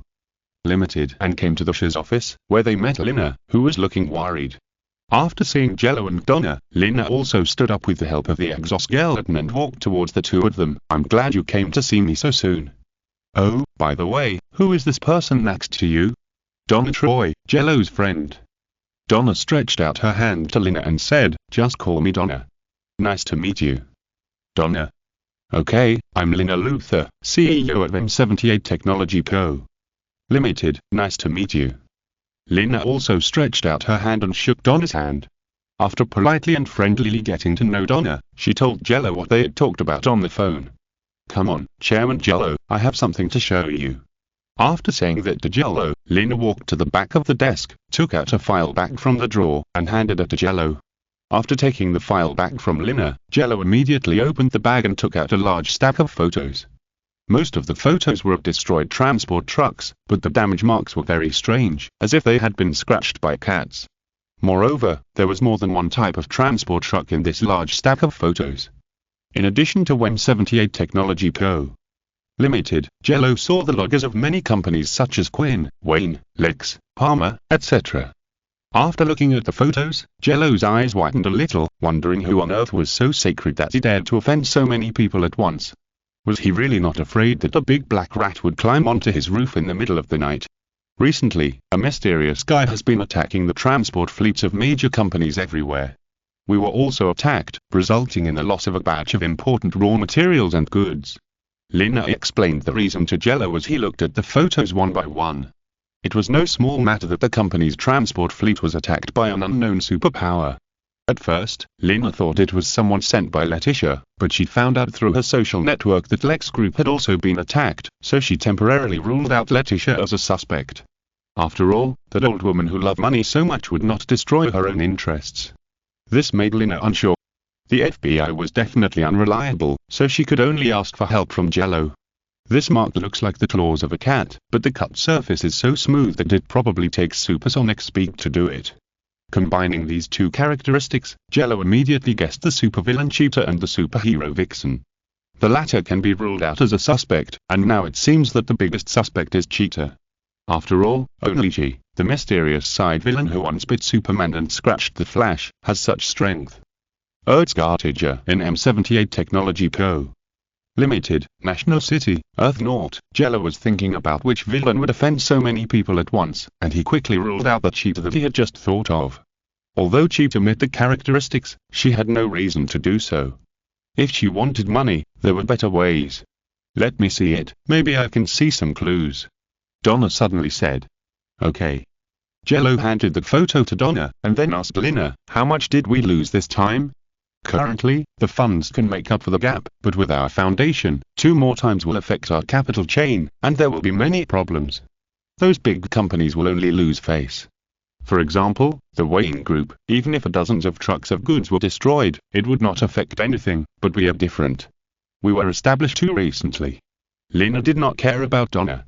After all, the other party was Jello's friend, and she was not a person in the company, so it was nothing if she heard it. Lina's words also revealed another problem, that is, M78 Technology Co. Limited was established too recently and its foundation is not strong enough, otherwise Lina would not have been so anxious to call Jello here. It's okay as long as the impact is not big. You just need to handle the company's affairs. Leave this matter to Donna and me. Jello said to Lina. Seeing Jello's confidence, Lina was relieved. She believed that Jello could beat up the bastard who ruined her chance to make money. She nodded and continued, I'm afraid we can't recover the loss this time, but you must beat up that bastard and help me vent my anger. Definitely. Jello replied with a smile. It looks like it. After looking through all the photos, Donna suddenly turned her head and asked Lina, I want to ask, where is your company's damaged truck? It's still in the NCPD evidence storage warehouse, and the evidence collection process is going through. Lina answered truthfully. The trucks were badly damaged and would probably be scrapped after this incident, so Lina didn't think about taking them back too early. Maybe the NCPD could find some more evidence. Is that so? Then we have to go to the NCPD. Donna frowned slightly, and her tone sounded a little serious. Seeing this, Jello asked, Donna, did you find anything? I found something, but I can't confirm it until I personally confirm the traces left at the scene. Donna replied honestly. Then let's go. As for how to sneak in, leave it to me. Jello patted his chest and assured Donna. Donna nodded and said to Jello, "Okay, let's go now. I'll tell you something on the way. Then you must be careful." Seeing that the two of them really went to break into the NCPD and strive to be 5-star good citizens, Lina hurriedly said to the two demigods walking in the world, "Don't worry, Lina, nothing will happen." After replying to Lina, Jello and Donna set off. On the way, Jello learned something from Donna, that is, the ancient god Urtzgartiger from Africa. In the distant mythological era, the ancient god Urtzgartiger was born in Africa, but unlike the gods of Egypt, Northern Europe, Olympus and other pantheons, he only needed the power of faith. Unless a mortal affected the faith of the gods would not do anything to mortals under normal circumstances. But this Urtzgartiger is different. She thinks she is invincible and is simply the old god version of the motherland. In the end, she was discovered by Zeus, who was passing by and wanted to rape her. Zeus would definitely not be able to bear seeing such a guy, but he couldn't do it himself. So, Zeus had another illegitimate child in the local area, and gave him a sword to kill gods, so that this demigod warrior stacked Urtzgartiger to death with a sword. After hearing this story, Jello felt that it was unlikely that Zeus would do something righteous and brave. It was more likely that he would come to Africa to change his taste after getting tired of playing in Europe. After all, Zeus, the old stallion, was really strong, so it was more likely to do so. Although there are many tribes in Africa and many old gods created by the power of faith, those guys will be killed by lightning when they meet Zeus, which also makes Zeus confident. In Paradise Island, a place directly related to the Olympian gods, there are naturally relevant records, and Donna also read them when she was still in Paradise Island. The classics not only record how Zeus guided the warriors to defeat Urtzgartiger, but also record the characteristics of Urtzgartiger's divine power.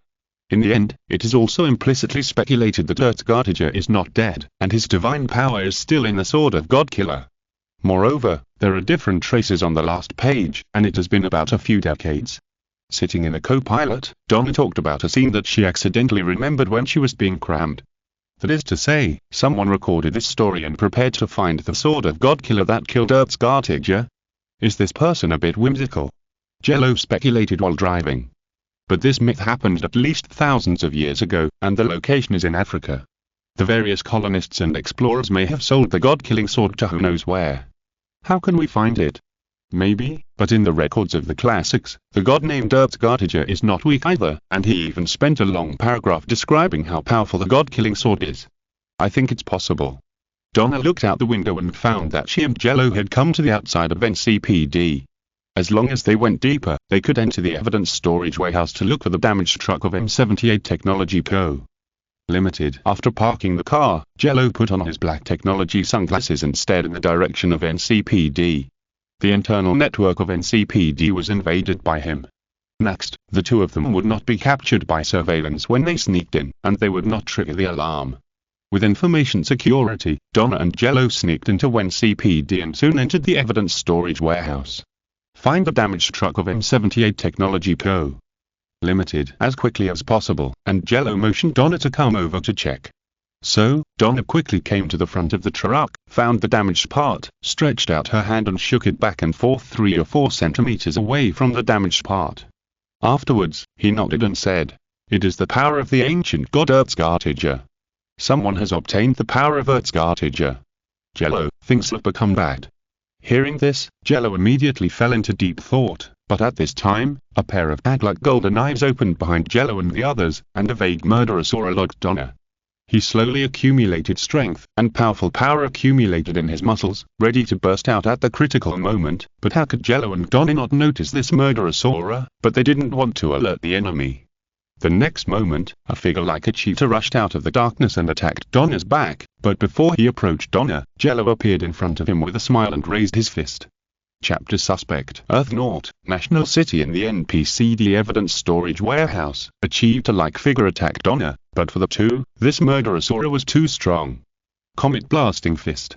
A blue light streaked across like a comet, landing on the attacker and knocking him down. With a bang, the attacker fell to the ground, and Donna quickly pulled out the lasso from her waist and threw it at the attacker. After trapping the attacker, Jello looked at Donna and whispered, "It seems that the guy behind the scenes wants to destroy the evidence. How about I use telepathy to see if I can dig something out of his head?" The speed of this attacker is only a few times faster than that of an ordinary cheetah. This strength is definitely not the mastermind behind the scenes. Well, I'm not proficient in the dark spells, and I'm not as good as you, Donna said to Jello, so she made way and increased the binding force of the lasso. Then, Jello walked to the attacker, squatted down, and put his hand on the head of this guy with many cheater features. His telepathic ability was activated, and Jello's eyes glowed with emerald light.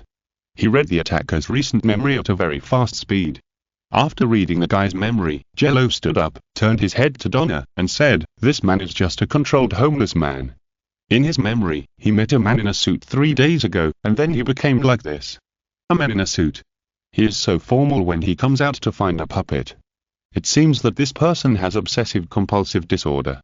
Donna guessed, and then asked Jello, "What are the characteristics of the man in a suit in his memory?" "I can't see his face clearly, but the guy is 176 centimeters tall and weighs 70 kilograms. His shoe size is 44, and I recognize the brand of the suit."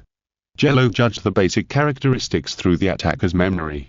Although he didn't know the other party's appearance, Jello also knew the other party's basic characteristics, which narrowed the scope of suspicion a lot. It's a very standard body shape. There are probably hundreds of thousands of such men in the entire Lighthouse country, Donna said to Jello. Jello tapped his forehead with his index finger and said to Donna, "But if we narrow the scope to business operators who have overlapping businesses with a lot of technology companies, the number will be much smaller." "You mean it was done by peer?" Hearing this, Donna thought carefully and then said, "You're right. High-tech companies that have been able to seize opportunities in recent years have indeed made money, but some companies did not have time to seize the opportunity, so they suffered losses. But some people cannot update their technology, so they can only get a breathing space by suppressing their competitors. Let's leave here now. I'll let Lina search based on the current information, and we should know who the other party is." Jello made a very bold guess. Although this reasoning has loopholes, it is very likely if it is based on the possibility that the other party has become mentally ill after obtaining the power of the leopard god. "Okay." Donna nodded, then looked at the attacker again and asked Jello, "What should we do with him?" "Leave him here. He is also a person who is being used. Just remove his power and throw tens of thousands of dollars outside," Jello replied calmly. Afterwards, Jello and Donna took the attacker out of the NCPD evidence storage warehouse. After properly disposing of the homeless man who was used by an unknown black hand, Jello and Donna returned to the SH's office of M78 Technology Co. Limited. After hearing the current clues from Jello, Lina frowned slightly. "Is there a guy whose business overlaps with our company? I remember the physical characteristics, but I need a few hours to investigate this guy. You go back and rest first. I will inform you as soon as there is news." "Okay, we will wait for your news in the apartment." Jello nodded and responded, and then he and Donna returned to the apartment to wait for news. A few hours later, Jello, who was waiting for news in the apartment, received a text message from Lina. "I have compressed the suspect information with matching characteristics and sent it to your mailbox. Please check it." After reading this text message, Jello smiled slightly, took out his tablet, logged into the mailbox, received the file, and then checked the suspect information with Donna. Finally, Jello and Donna locked their targets on 2 middle-aged men with matching body types and identities, one named Sebastian Ballesteros and the other named Ultraman Matthews. The intelligence also mentioned that the guy named Sebastian would hold a party tomorrow night, but it was strange that his company was still losing money, yet he still went to great lengths to hold a party. Could it be that this guy got the power of the Panther God? Donna suspected. Her warrior's intuition told her that this guy named Sebastian Ballesteros was very likely. Jello based the possibility on the fact that Sebastian was the culprit, and guessed, maybe he wanted to lure all the competitors to this party, and then fake an accident, so that he could take the opportunity to get rid of a lot of competitors. This guy almost had a problem written on his face. If he got the power of the evil leopard god and was affected by his mind, then it is indeed possible. Donna showed a worrying look on her face, and this guy will take action tomorrow night. The matter is very urgent. But the location is in National City, easy to say. I can also sneak in as the chairman of M78 Technology Co. Limited, so Lina doesn't have to take risks. Jello stretched his muscles and began to want to meet this leopard god power holder. Hearing this, Donna was a little surprised, and her beautiful face showed a surprised expression. "You are still the chairman? What's wrong? Do you think I'm not the chairman because I don't go to the company often?" Jello rolled his eyes and blew 2 breaths from his nose. "I just didn't expect it." Looking at this hands-off shopkeeper in front of her, Donna shook her head. These words made Jello pause for a moment, and then asked Donna, "Do you have a dress? Go try it on tomorrow." "Dress? No." Donna shook her head and denied, "I won't wear clothes that hinder my movements, even though they look nice." "You can't afford it, can you, photographer?" Jello laughed as if he deserved a beating. Donna blushed and shouted at Jello, "No way." Okay, no."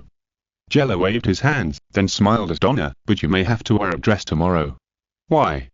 "I'll be the one who's going to appear, the chairman of a company. If I don't have a partner by my side, I'll be considered the kind of person." These words made Donna shut up. Chapter Evening Warmth. Earth North National City Time. April 3, 2015 at night, thick dark clouds blocked the moonlight. Not even a single star could be seen in the vast sky, which gave people a very depressing feeling, as if a downpour would fall at any time. However, under this gloomy sky, National City still presented a feeling of brilliant lights. Outside the Proza Hotel, where a party was being held, a black car slowly stopped in front of the red carpet that had been laid out long ago. The driver got out of the car and walked around to the back to open the door, allowing the two VIPs in the car to attend the party. He was wearing a black peak lapel red-buttoned tuxedo, a black bow tie, a white shirt and a black vest, straight trousers, and black Oxford shoes that were polished to reflect light. The very serious and formal evening dress made Jello look very handsome, adding a bit of maturity to him. After Jello got off the bus, another passenger also got off the bus. Before she got off the bus, Jello held her hand and said in an exaggerated tone, "Oh, beautiful lady, can I spend this wonderful evening with you?" "Of course, no problem, sir." A crisp voice sounded, and then, Donna, who was completely different from usual, held Jello's hand and slowly got off the bus. Today, Donna wore a black Hepburn-style intellectual dress, light makeup on her face, permed her hair, carried a diamond-studded black handbag in her hand, and even wore 3-centimeter high heels, so that she, who was already 1.91 meters tall, looked as tall as Jello, who was 1.95 meters tall. The combination of the two can be said to be a handsome man and a beautiful woman, attracting a lot of attention. After Jello handed the invitation letter to the waiter, he and Donna entered the party hall. This party is actually a charity party. After all the guests arrive for an hour, the organizer Sebastian Ballesteros will auction his private collection. Moreover, Sebastian claimed that all the money raised from the party would be invested in charity. This seemed to be a normal charity party. Most of the invited people would attend as long as they could spare the time. And there was another person who attended the party that surprised Jello. "Is it him?" Jello was a little surprised after seeing him. Following Jello's line of sight, Donna saw a young man who was about the same age as Jello, but with a very gentle temperament. Curious, Donna leaned her head towards Jello and asked, "Do you know him?" "I had a chance to meet him," Jello said in an ambiguous tone, and then turned to communicate with Donna through telepathy. "He is here on behalf of Wayne Enterprises. He is Bruce Wayne's adopted son. His name is Tim Drake. You can also call him Robin." Tim Drake, the third-generation Robin of Batman, is famous for his detective thinking. His direct combat power is not as good as the other three, but his thinking is more active and he can make better use of props than his brothers. "He's the Robin we didn't see in Gotham," Donna replied telepathically. "Yes, he was locked up in a cell by Batman at the time, and we just missed him," Jello said to Donna telepathically. Hearing this, Donna speculated, "Do you think this guy came to National City for other reasons? Maybe, and even we can find things, but the old bat can't find them. And if you ask me, that big black rat is very narrow-minded. He must want to catch the guy who made him lose face and beat him up." Jello talked to Donna telepathically. "That's right," Donna replied. At this time, a waiter came towards the two of them with a tray in his hand, so the two of them stopped communicating with each other and picked up a glass of red wine from the waiter's tray. Knowing that this party was not simple, Jello also used his supervision to carefully look at the glass of red wine. After confirming that there was no drug, he took a sip. At this time, there was still some time before Sebastian Ballesteros appeared on stage, and Jello felt that standing all the time was definitely not a solution. He saw a dance floor in the distance, where a dozen couples were dancing to the music of the instrumental group. So Jello suggested to Donna, "Are you interested in dancing?" "Dancing? It's a good choice, but you have to take care of me." Hearing this, Donna turned her eyes to the dance floor. After watching carefully for a while, she learned the dance steps with her strong learning ability. "That's natural," Jello said with a smile, and then he took Donna to the dance floor. After entering the dance floor, Donna and Jello began to find the rhythm. After finding the rhythm, the two danced to the music. Jello held Donna's hand and danced under the music and lights. During the process, he even talked. "You haven't danced before, right?" "Of course not, I learned the dance steps on the spot, and Paradise Island rarely teaches these." Donna replied truthfully in a voice that only Jello could hear. Although she learned the dance steps, she still seemed a little unfamiliar at the beginning. Jello also asked in a voice that only Donna could hear, "What do you talk about on Paradise Island? If it's inconvenient, you don't have to talk about it." "Nothing, there are only archery, hunting and martial arts competitions, which are the Olympics," Donna said indifferently.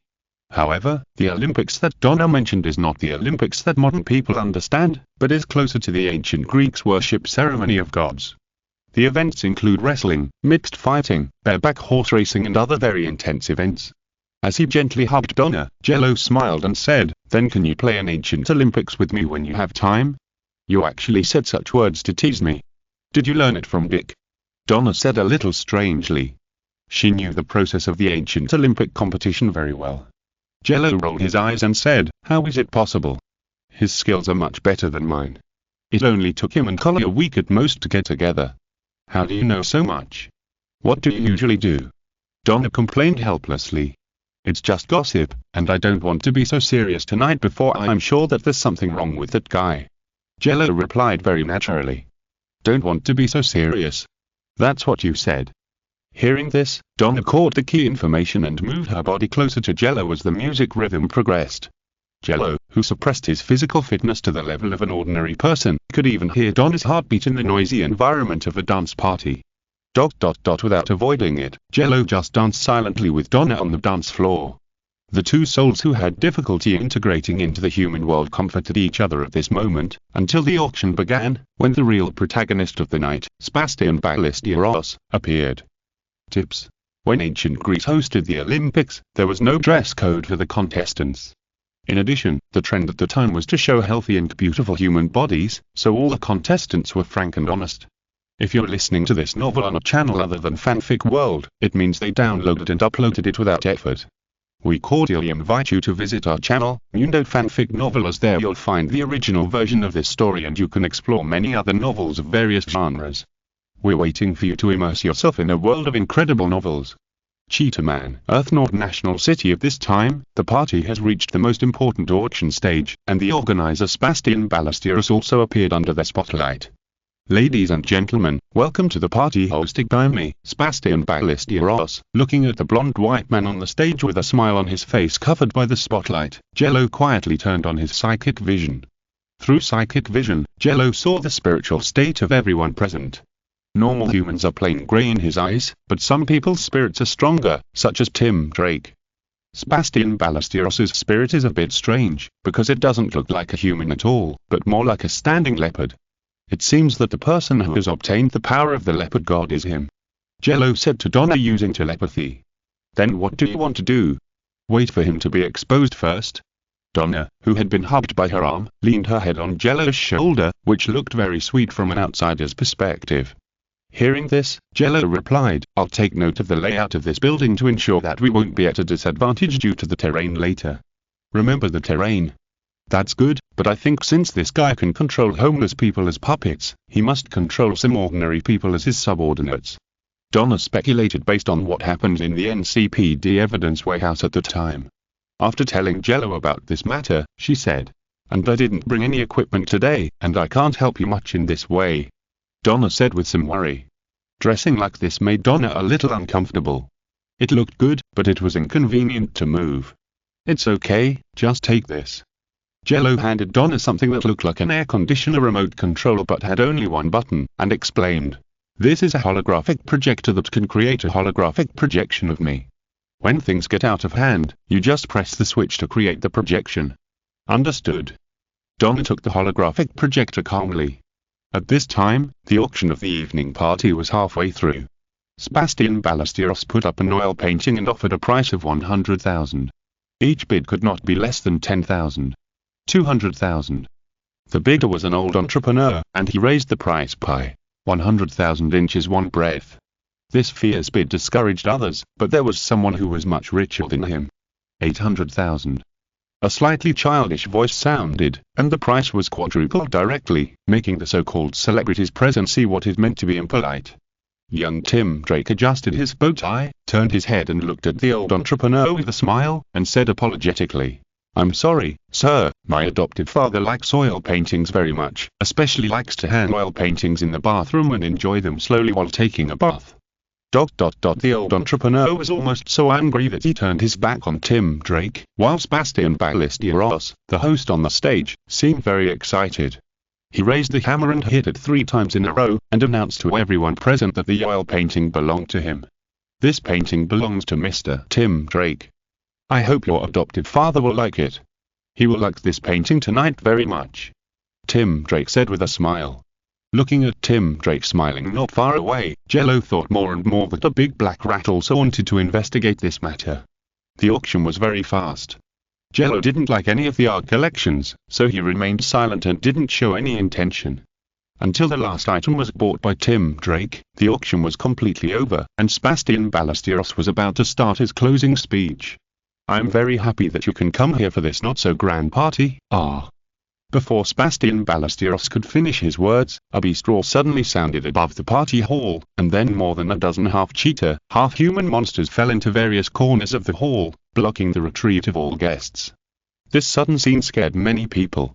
What kind of monster is this? Stay away from me." Many of the guests were in a panic, and Jello and Donna also pretended to be scared. Looking at these trapped guests, Sebastian Ballesteros finally showed his true colors, and he couldn't control his laughter anymore. "Ha ha ha ha. Finally I can see how scared you guys are. Yes, that's it, shout louder, I can't hear you." After some people focused their attention on Sebastian Ballesteros, his body began to swell and grow, his suit burst on the spot, a tail grew out of his back, hair grew on his skin, spots appeared, and claws grew on his hands and feet. He looked just like those cheetah men, but Sebastian Ballesteros had a unique temperament that made him look different from those cheetah men. Sebastian Ballesteros opened his big mouth full of fangs, pointed his claws at everyone, and shouted, "Tonight is the day you will die." As soon as he said this, the other cheetahs also attacked everyone as if they had received an order, and they were determined to turn this party into a feast of slaughter. "That's right, I can't get back everything I've worked hard for anyway, but you will be buried with everything I have," Sebastian Ballesteros shouted crazily. "The time has come," Jello thought secretly in his heart, and then controlled the lighting equipment in the hall that had been breached by the safety measures to overload, emitting an extremely dazzling light, which immediately pierced everyone present and made them unable to open their eyes. "What is this light?" someone exclaimed. And the next moment, some calmer people could only hear a few sounds in their ears. When the strong light dissipated and the safety power supply in the hall was activated, the guests saw more than a dozen cheetahs who had fallen, and Jello wearing an aerial ticket armor floating above the hall. Because the cheetah people were knocked down, the power attached to them also returned to Sebastian Ballesteros. The return of these powers made him look a little stronger, but the plan was disrupted, which made Sebastian Ballesteros very unhappy. He pointed at Jello and cursed, "You bastard, why are you obstructing me? This matter has nothing to do with you, get out of here. Sebastian Ballesteros, you've let this city down." Jello replied coldly, and the optical eyepiece of the ticket armor lit up, making the already fierce-looking Dumber even more vicious, and then swooped towards Sebastian. Said no single challenge in the Proza Hotel in National City, Earth 0, wearing an aerial ticket armor, was extremely fast. Sebastian had no time to react when they first met him, and was knocked out by Zero, breaking through the wall behind him and disappeared. After briefly repelling this guy, Zero advised the guests present, "Run away, everyone, this place will soon become a battlefield." At this time, most of the guests came to their senses and realized that they had escaped danger, so they hurriedly ran out without caring about their image, including Tim Drake who did not bring the Robin suit, and Donna who ran out with a holographic projection to prevent Zero's secret identity from being exposed. After the guests who were sure that they would only become hostages in the fight began to run away, Zero chased in the direction where Sebastian flew out. Passing through the big hole that Sebastian smashed, Zero came to a dark hotel corridor and stepped on the aisle covered with red carpet. In a place where Jello couldn't see, Sebastian, like a cheetah, attacked Jello. He was extremely fast and his movements were strange. He couldn't make any sound during the process, but he could break the speed of sound within 3 steps. The two beast eyes were full of bloodshot. When he came behind Jello, he raised his claws high, wanting to pierce Jello's chest with one blow, but how could Jello not notice him? First, he blocked Sebastian's movements with telekinesis, and then turned his body and attacked Sebastian with an overwhelming meteor explosion punch. Fists like meteor showers fell on Sebastian, and a continuous explosion sound like 100 firecrackers was emitted on Sebastian's body. Ah! When the meteor blast fist ended, Sebastian immediately vomited blood, staggered back 2 steps, and said in disbelief, "How can it be so strong? There are many things you can't believe." A cold voice sounded from Sebastian's ears, and then a strong wind blew in Sebastian's ears. It was Jello who used a comic blast fist at an extremely fast speed. Hit. After the comic blast fist hit Sebastian's head, a series of crackling sounds were heard. Sebastian, who was hit, felt that his head was about to separate from him, and when the impact force knocked him out, broke through the hotel wall, and came to the outside world, Sebastian felt that things were getting worse. The power of the leopard god can give a holder super speed, super strength, beast instincts, cheetah transformation, and other abilities, but there is one ability that cannot be given to the user, that is flight. Flying is not within the power of the leopard god. Although he would not die if he fell from this height, Sebastian would definitely experience the pain of broken bones first, so he shouted loudly, "Barbara Minerva, do you want to just sit there and watch?" With this shout that would definitely be heard by Jello, a figure came out after reluctantly clicking her tongue. She saved Sebastian and ran away. At the gap in the hotel, Jello took in this scene. "There are helpers? That's not very kind." After complaining about the other party's behavior, Jello chased after the two cheetahs in the direction they fled. In a park in National City, Barbara Minerva, a leopard woman who also looks like a leopard but has many female characteristics, is scolding Sebastian. Leopard woman questioned Sebastian angrily. "What do you want to do? I gave you the power according to the instructions of Leopard God, not for you to do this kind of thing. Do you know that this will attract the Justice League, and then we will all go to jail? Enough. Anyway, I have nothing left. Even if I am arrested, I am willing." Sebastian, who had endured for a long time, replied very impolitely. Sebastian was originally the CEO of a company, but in recent years, due to poor management, it was close to bankruptcy. During this period, he was under great pressure, but at this time, Leopard Woman found Sebastian with the power of Leopard God. So, Sebastian obtained the power of Leopard God, but Leopard God is an evil god in human cognition, which will affect human mind, and Sebastian's mind is not so firm. In this situation, Sebastian twisted and came up with the idea of doing something big. "You." Leopard Woman was furious. Sebastian didn't know the strength of those superheroes. Didn't she, who often fought with Wonder Woman, understand? If she is found, she will be put in jail. She doesn't want to be caught again not long after escaping. At this time, a figure landed on a street lamp in the distance and sent a warm greeting to the two leopard god apostles. "Don't worry, you two, prison is your best destination." Hearing this, the two cheetah apostles immediately looked in the direction of the voice, and saw Jello standing on the street lamp, his hands clasped in front of his chest, his eyes looking coldly at the two of them. "Damn, have you chased me here?" Leopard Girl immediately took a fighting stance, her muscles tensed, and her pupils shrank slightly. Sebastian, who was already on the verge of madness, shouted and attacked Jello. "Go to hell, bastard!" The cheetah's claws drew a wide arc in the night, and attacked Jello at lightning speed. The speed is very fast, but the floor is too big. Jello whispered, and then flashed in front of Sebastian at a faster speed, punching him in the face. The Rampart Soarer is a combination of various high-speed movement technologies that Zero has combined. It can accelerate Zero from 0 to a terrifying speed of Mach 10 inches an instant, and the maximum speed can be maintained at Mach 50 for a short period of time. Puff. As expected, Sebastian was knocked out by Zero again. This guy doesn't know how to use strength at all. Leopard Woman gritted her teeth and wondered why this teammate was so weak, but there was nothing she could do now, so she had to cooperate with Sebastian and try to repel Zero. The cooperation of the two Leopard God Apostles made Zero feel a little pressure. Leopard Woman was faster and more experienced, and she would attack from a very sinister angle every time. Sebastian was more durable and had better recovery ability, so he blocked the attacks from Zero. After thousands of moves in this combination, Leopard Woman swung her claws on Zero's chest, scratching off the armor coating while forcing Zero back. Seeing that Zero finally retreated, Sebastian even mocked him. "Ha ha ha. You can't beat us in a one-on-one fight. You mean you don't want to fight? Zero looked at Sebastian jokingly. He slightly mobilized his energy, and the armor synchronization rate began to increase. A shadow began to loom behind him. Senior Tiger. Come and lend me a hand. Zingwangming Body Earth North National City Gundam. In addition to giving the Ultra Armor the ability to evolve, the system also has another ability. That is, the Tiger Armor can be used as an anchor point, and with Zero's own power, the light body of Ultraman Tiger can be created. Looking at this point alone, this technology is somewhat similar to the Gamma illusion of Ultraman Zeta Gamma's future form. The strength of the light body summoned in this way is linked to Zero's own strength, and it is connected with Zero's mind. Zero does not need to make a sound, and the light body can act according to Zero's mind. Seeing the Tiger light phantom body emerging behind Zero, Leopard Girl asked in confusion, "What is this?" This seems to be the giant that appeared in National City before. But why has it become smaller? Sebastian was also a little confused. You call this a giant? Leopard Girl looked at Sebastian with even more confusion. Whether it is a giant or not, you'll know soon. Zero shouted softly, and the lead jet released a blue-purple flame, pushing Zero to attack the two quickly, and the Tiger light body behind him also followed Zero. Almost instantly, Zero and Tiger's radiant body came in front of the two Leopard God Apostles.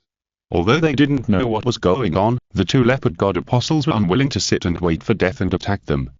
"Senior, I'll block, you attack," Zero said to Tiger's radiant body while raising his arms to block the claws of the two Leopard Gods.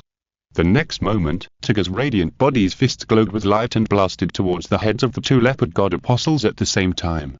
At this extremely close distance, the two Leopard God Apostles had no chance to dodge. Ultra's radiant fists hit the two Leopard God Apostles almost at the same time, blasting them away. Boom boom. With two loud noises, the two figures flew backwards like cannonballs, and stopped after crashing into more than 10 trees. Knowing that the enemy would not fall so easily, Zero immediately chased after him, and Tiger's radiant body behind him followed closely. Next to the broken tree were Leopard Woman and Sebastian lying on the ground. The punch brought them intense pain, but the power of Leopard God made them invincible cockroaches, allowing them to climb up again. As soon as they climbed up, Leopard Woman roared at Sebastian, "Damn it, if you want to live, you should cooperate with me. You don't have to tell me." Sebastian roared in response to Leopard Woman. The two of them repositioned themselves and greeted Zero, who attacked again. "Senior, this time I attack and you block." Before Zero finished speaking, Tiger's radiant body had already blocked Zero, using the Ultra Barrier to block the attacks of the two Leopard Apostles. Sizzle, sizzle. The claws of the two Leopard Apostles scratched on the Ultra Barrier, making a harsh sound. While Tiger's radiant body blocked the enemy's attack, Zero also came behind the two Leopard Apostles, and condensed an ultra-piercing blade on each of his arms, slashing the sharp blades at the backs of the two Leopard Apostles. Being slashed in the back by the ultra-piercing blade, the two Leopard God Apostles were immediately torn apart, and a large amount of blood gushed out, floating in the air. Looking at the blood floating in the air, Zero used his telekinesis to collect some, intending to take it back to the ultralight for research. "Come back, Senior," Zero thought in his mind, and the Tiger light body returned behind him. The Tiger light body, which was in tune with Zero's mind, immediately put away the ultra barrier, bypassed the two Leopard God Apostles, and returned to Zero's back. Being slashed by the ultra-piercing blade is not an easy thing. This move was developed by Zero to deal with enemies with strong self-healing abilities, and has the effect of preventing the enemy's self-healing ability. After being slashed by the ultra-piercing blade, even with the power of the Leopard God, the self-healing ability of the two Leopard God Apostles was visibly weakened. "No, I have to find a way to escape," Leopard Girl thought to herself, and was ready to abandon Sebastian, the idiot. Sebastian, who didn't know he was about to be sold out, said to Leopard Girl, "What are you waiting for? Why don't you fight with me?" Knowing that it was not the right time, Leopard Girl had to continue to fight against Jello with Sebastian. Swoosh! In order to escape, the two Leopard God Apostles took action again. They moved at a speed that even high-speed cameras could not capture, and their speed even set off a gust of wind. Looking at the wind speed index on the holographic interface and the terrifying speed of the two Leopard God Apostles, Jello said, "Not bad speed, but it's far behind us. Senior, let them see what real speed is." The Rampart Sora was fully powered, pushing Jello to break the speed of sound, and Tiger's light body also switched to the air type and used a skill called Thunder Dash. Thunder Dash, a skill in Tiger's skill list, is a high-speed movement skill that allows Tiger to attack multiple enemies at the same time in a short period of time. The next moment, the four figures started a high-speed battle. The world seemed to slow down several times in their senses. The leaves that would fall to the ground in a short time took a long time to do so. Their battlefield would not be limited to a park. Parking lots, shopping malls, schools, they almost stepped on all places in National City and finally returned to the park at the beginning. Ugh! Sebastian and Leopard Girl, who were injured by Zero and Tigger's light body, screamed at the same time, and then rolled on the ground of the park. During the rolling, they were covered with a lot of grass and mud, making them look very embarrassed. It's time to wend them, Zero thought so while floating in the air. So he stretched out his hand and bound the two leopard god apostles with telekinesis to ensure that they would not escape, and then accumulated strength. Zero and Tigger's light body crossed their arms in front of their chests and stretched them to the left and right, then put them together to condense the energy with electric current, and put their hands on their left waists to gather energy. When the energy was enough, the two stretched out their right hands together to shoot blue-purple arrows of light. The name of this move is Rampart Light Bullet. Rampart Light Bullet is extremely fast, far beyond the speed of Zephyrian light and Dilahum light stream. Sebastian, who was controlled by Jello's telekinesis, could only shout in despair, no.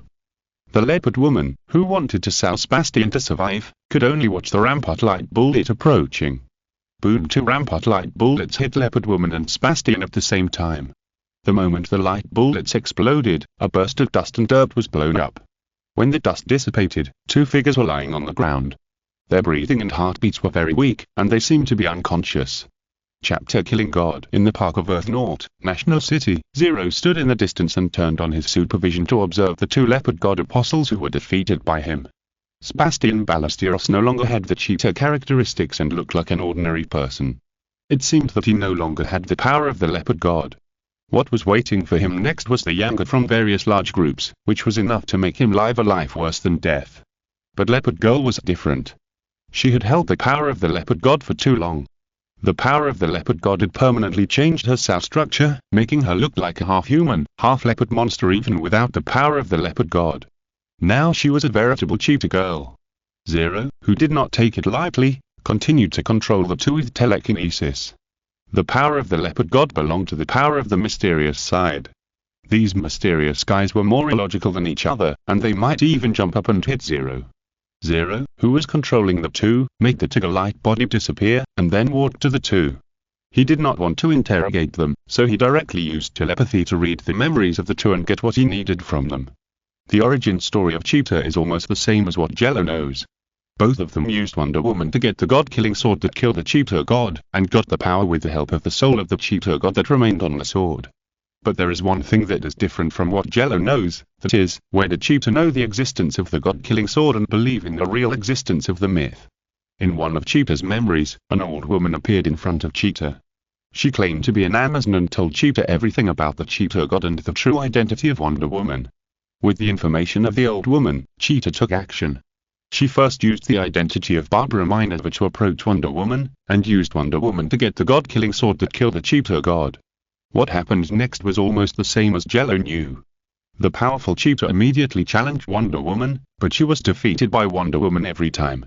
After one of the failures, Cheetah heard the voice of the cheetah god, who asked her to find other apostles to expand her power, so Cheetah found Sebastian Ballesteros, and then there was what Jello experienced. The reason why Leopard God did this was because of another thing, faith. The old gods of the DC universe are closely related to faith. Faith is directly related to the whole of an old god.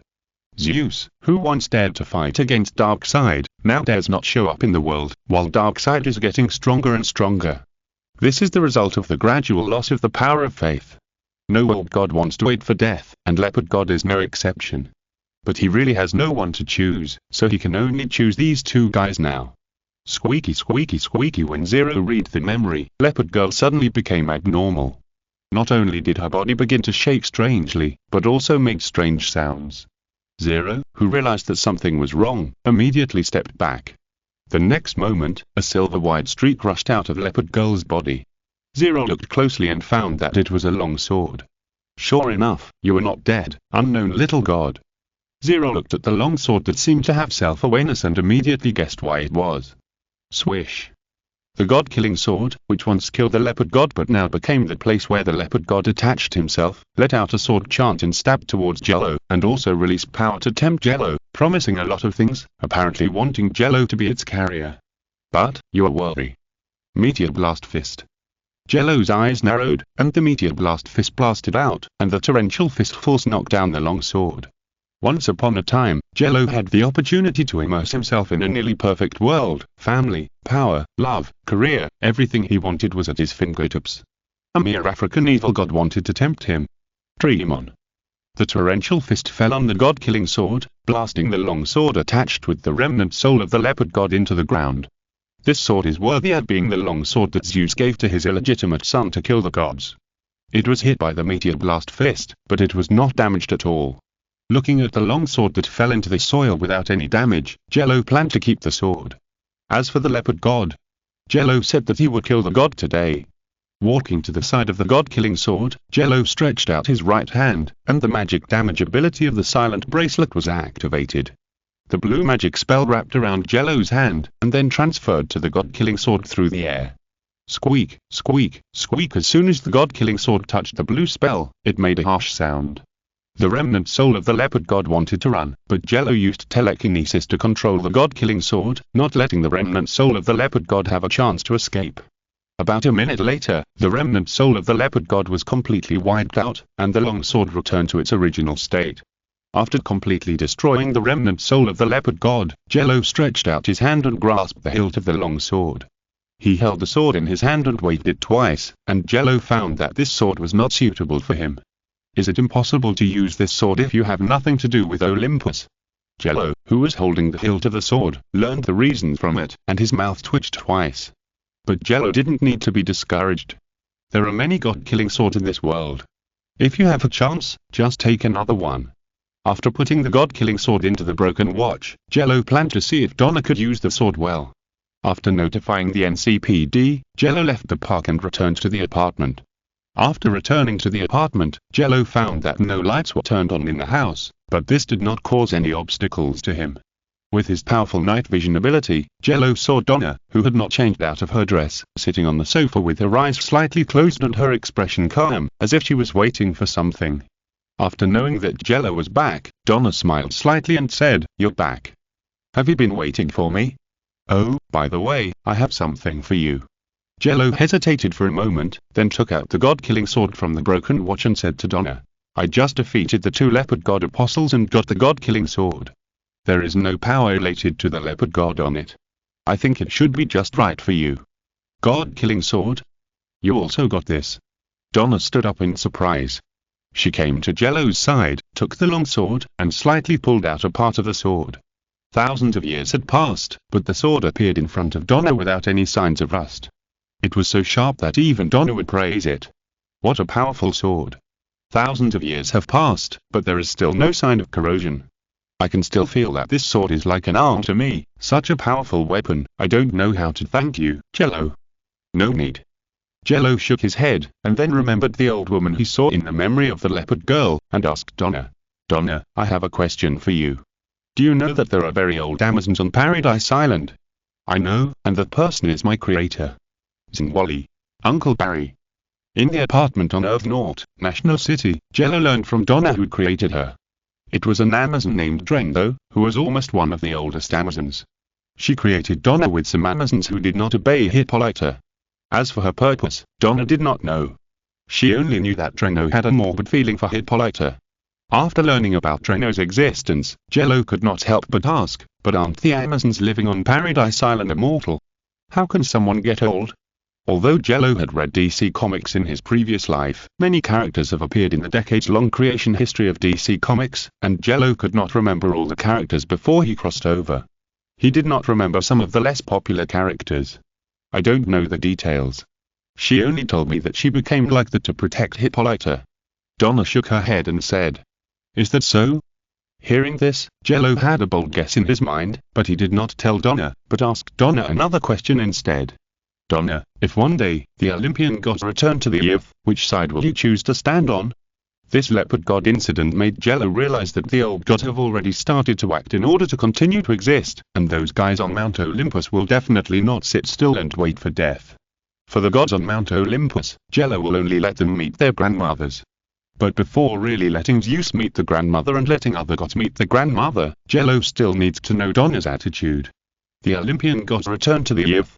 Jello, are you worried? Donna saw Jello's worry. She shook her head, then raised her head and looked at Jello, and said to Jello in the most solemn tone, "No matter when and where, I will stand by you unconditionally, even if the enemy is the king of gods Zeus." After all, Donna is a created life, and she is not very awed by the Olympian gods believed in by the Amazons, and even has a little disgust. Is that so? Hearing this, Jello relaxed a lot. He stretched out his hand to Donna and said, "Thank you for standing by us, Donna." "It's nothing. I don't really fear gods," Donna replied. At this time, Jello also felt that it was getting late, so he wanted to persuade Donna to rest early. "It's getting late, rest first." "What about you? I see you haven't rested yet, right?" Donna looked at Jello curiously. Hearing this, Jello scratched the back of his head and said a little embarrassedly, "Flash Boy asked me to play games all night. He said he finally found such a day and asked me to take him. Play games all night? What game do you like so much?" Donna asked curiously. "Assassin's Creed Unity, a game launched at the end of last year, can support 4-player online." Jello took out an Xbox controller at some point, then took out a mobile phone from his pocket and sent a message to Wally using the chat software, asking him to log in quickly. Jello also turned on the TV and sat on the sofa. He connected the controller to the game console and turned on the Sony TV as a monitor, ready to fight for 300 rounds at any time. "Flash Boy. Boss, I'm online, hurry up, I logged in without telling my parents." The message from Wally appeared on the chat software, and Jello understood and entered the game directly. Watching Jello and Wally killing in the game, Donna did not go to rest, but sat next to Jello, quietly watching the two of them controlling the game characters called assassins, but actually berserkers, killing in Paris. At this time, Donna suddenly had an idea. "Jello, didn't you just say that this game can be played by up to 4 people?" "Yes." "What's wrong?" Jello was doing two things at the same time, playing games with Wally while talking to Donna. "What do you think? I call Raven and we play this game together with Alpha Team?" Donna said. "Alpha Team activities?" Hearing this, Jello immediately became energetic. "Okay, how about we call Beta Team together? The whole Titan? Nightwing and Starfire may not be available, right?" Donna recalled the voice she heard when she called Starfire last time, and said with some concern. In response, Jello said it didn't matter, "It's okay, it's the same without them, just bring Calder and Megan, just think of it as Team Cold Violence." "You really said that?" Donna sighed with mixed feelings. "I think it won't be long before Nightwing and Starfire can have a hybrid baby, let them work hard during this period." Jello, who knew Dick's ability in that aspect, said without worry. "The gap between the Tamarans and the humans on Earth is not big, and it is not difficult for Starfire to get pregnant with a human child. The one who really has a hard time getting pregnant is Lois Lane, because Clark is too strong. No matter how much he restrains himself, his life level is actually much different from that of humans, and it takes more time for Jello to be his second uncle." "Then do you have any idea of finding a lover on Earth and having children?" Donna asked tentatively with some trepidation. Jello, who was fighting fiercely in the game, did not hear the hidden meaning, but just replied to Donna casually. "Not yet, and I can live for a long time, but I plan to age slowly in a long time, there is no rush." "Is that so?" Donna remembered this sentence with mixed feelings, and she had a lot of words in her heart, but in the end, she still convinced herself. In terms of lifespan alone, Donna is hundreds of times longer than humans. Even if tens of thousands of years have passed, Donna will remain young. Time has given her enough confidence, allowing her to have enough time to think and look at all problems. In this way, Donna stayed by Jello's side, watching Jello and Wally play games until late at night. Until a private house in the distant midtown, Wally, who was hiding in the room playing games, was feeling energetic, but a figure suddenly appeared behind him. Wally, who was also selected by the Speed Force, reacted immediately. He dropped the controller at the fastest speed and turned to look at the person standing behind him. "Uncle Barry. Why are you still playing games, Wally?" The Flash, still in his uniform, shook his head. It looked like he had just finished his patrol. "Uncle Barry, why are you here?" Wally asked timidly, fearing that the Flash would tell his parents about it. The Flash moved his wrist and said, "I came to see you after the patrol. I didn't expect you to play games all night. Aren't you afraid of being discovered by your mother?" At this time, Jello in National City looked at another completely motionless character and was a little overwhelmed. Chapter Leave everything to time. Earth North National City still holding the controller. Jello looked at another character who suddenly stopped moving and immediately realized what happened. It's bad, Wally was caught by his parents. Thinking of this, Jello immediately picked up his phone and sent a message to Wally. 2.5 years. Flash Kid, are you still there? Flash Kid. He can't speak for the time being. 2.5 years. Who are you? Flash Kid. His uncle. You should be his friend, right? He can't play games with you today, go offline and have a rest. Looking at the last message in the chat bar, Jello realized that Wally was caught by the Flash. Now he can't save Wally, so he can only pray for Wally. Donna stretched and asked Jello, don't you want to continue playing games? Wally has been caught. I'm afraid he won't be able to touch the game console for a while. Jello held his forehead helplessly, and then said to Donna, you should also go to bed early. Besides, you shouldn't feel very comfortable wearing this clothes. It's okay, what about you? Are you planning to play all night alone? Donna asked curiously. No, I'm going back to my spaceship to design the next set of armor. Jello turned off the TV and told Donna truthfully, I have a feeling that after the Justice League repairs the base, there will be a fierce battle waiting for us, and I also need armor that can exert my full strength. Is that so? Then do I have a chance to test the god-slaying sword you gave me? Donna smiled slightly. Jello stretched himself and said something that sounded very warm before getting up. Maybe there are gods among the enemies that you can kill. Okay, go to bed early. It's not good for girls to sleep too late. You too, Jello, don't be too tired. I see that you may not rest for 10 hours in 2 or 3 days. Even if your body can withstand it, your mind needs to relax. Donna also advised. I understand. Thank you, Donna. See you tomorrow. Jello responded to Donna with a smile, and then returned to the ultralight. Looking at the place where Jello disappeared, Donna felt an indescribable loss in her heart. Since being sent out of Paradise Island and coming to the outside world, Donna felt out of place. Most things in the world were extremely fragile in her eyes, and she also maintained a sense of marginality in the outside world for some reason. Until she met Jello, a guy who seemed to be allergic to romance. In Donna's eyes, Jello was mysterious, handsome, and young. If he were put in the entertainment industry, he would also cause a lot of boys and girls to scream. In addition, the Amazon people's yearning for strength made Donna begin to have a good impression of Jello step by step. Even if there was no influence from the two resentful women, Donna thought she would be like this. Leave everything to time.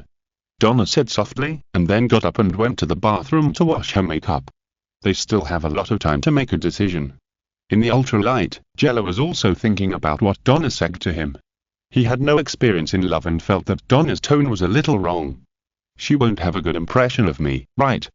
Recalling everything he had just experienced, Jello suddenly felt that something was wrong, and he didn't feel the power fluctuations, that is, Donna had the kind of feeling without being affected by the concept fragments. Thinking of this, Jello suddenly felt a headache. It was not that he didn't dare to accept the feelings, but he was afraid that he didn't have the ability to protect this feeling. If we have to rank Zero's current strength, Zero is now at the city blasting level. He is still far from being able to destroy planets, or even destroy or create a universe, or even destroy the multiverse with his real body. Zero, what's wrong with you? I scanned your heartbeat and found something wrong. Oi's voice suddenly sounded. After hearing Oi's voice, Zero shook his head to make himself more sober. Nothing, let's start developing UA-02D, Oya. Okay, Zero. Oya responded to Zero and provided all the equipment for Zero. UA-02D, the second armor of the UA series armor, codenamed Dyna. The Dyna armor is generally similar to the Tigra armor. Both have a comprehensive combat form as the basic form and 2 forms for dealing with special environments. However, in terms of form, the Dyna armor is somewhat different from the Tigra armor. The red form is also a power-enhanced type, while the blue form is a superpower-enhanced type. Moreover, the Dyna armor is more powerful and extreme in switching forms. After switching to the strong armor, the Dyna armor's strength improvement far exceeds the Tigra armor's powerful type. After switching to the miracle type with enhanced superpowers, it is also stronger than the aerial type. However, this extreme enhancement comes at a price. After switching forms, you cannot switch forms within 24 hours, and you can't even switch back to the original shining type. Compared with the versatile Tigra armor, the Dyna armor focuses more on a certain combat environment, and at this time it relies heavily on Jello's own judgment. As for other weapons, Jello didn't add too many weapons to the Dyna armor, because as time went on, Jello itself was already a very powerful weapon, and there was no need to stack weapons on the armor like before. Therefore, Jello improved the common technology of all Ultra armors and completed the design of the Dyna armor. As for the No. 3 armor Gay and No. 4 armor Agiru, Zero actually manufactured them earlier than the Dyna armor, but the Gay armor and the Agiru armor seemed to be missing something, resulting in the test data being worse than the Tiga armor, so Zero temporarily sealed them up. After completing the design of the Dyna armor, Zero handed over the manufacturing process to Oya, and he himself came to the training ground and selected the projections of 3 predecessors at once. Oya, project the 3 Ultraman Tiga, Dyna, and Gay for me at the same time, and remove their combat restrictions. Zero, who had changed into a tight training suit, stood in the center of the training ground and gave orders to Oya. Hearing the order, Oya asked Zero, if the combat restrictions are lifted, the projection may cause fatal damage to you. Are you sure? I'm very sure, project 3 predecessors who will really regard me as an enemy at once, Oya. Zero said very seriously and seriously. After getting Zero's confirmation, Oya began to mobilize the data and create the projection of the predecessor Ultraman for Zero. Soon after, the projections of Ultraman Tiga, Dyna, and Gay appeared in front of Zero. Taking a deep breath, Zero got ready for battle. Come on, seniors. The next moment, the projections of the 3 seniors attacked Zero with such ferocity that it seemed as if they regarded Zero as an unforgivable villain from outer space. Chapter 2. The Mantis stalks the cicada, unaware of the Oriole behind Earth North National City while Zero was training with the 3 heroes of peace, in a mansion owned by Bruce Wayne. Tim Drake was reporting everything that happened tonight to Batman through a small terminal. That's it, Batman. Do you need me to continue to contract Ultraman? You can return to Gotham tomorrow, Robin. We already know everything we need to know. Batman's deep voice came from the other side of the small terminal. The matter of multiple companies being attacked by unknown superhumans can be put to an end. Okay, Batman.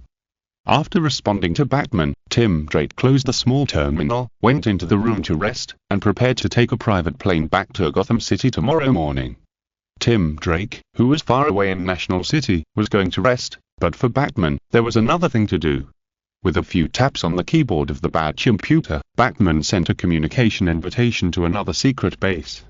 Not long after, a figure wearing a green hood and carrying a quiver appeared on the screen of the badge computer. What's up, Bruce? Did they invite you?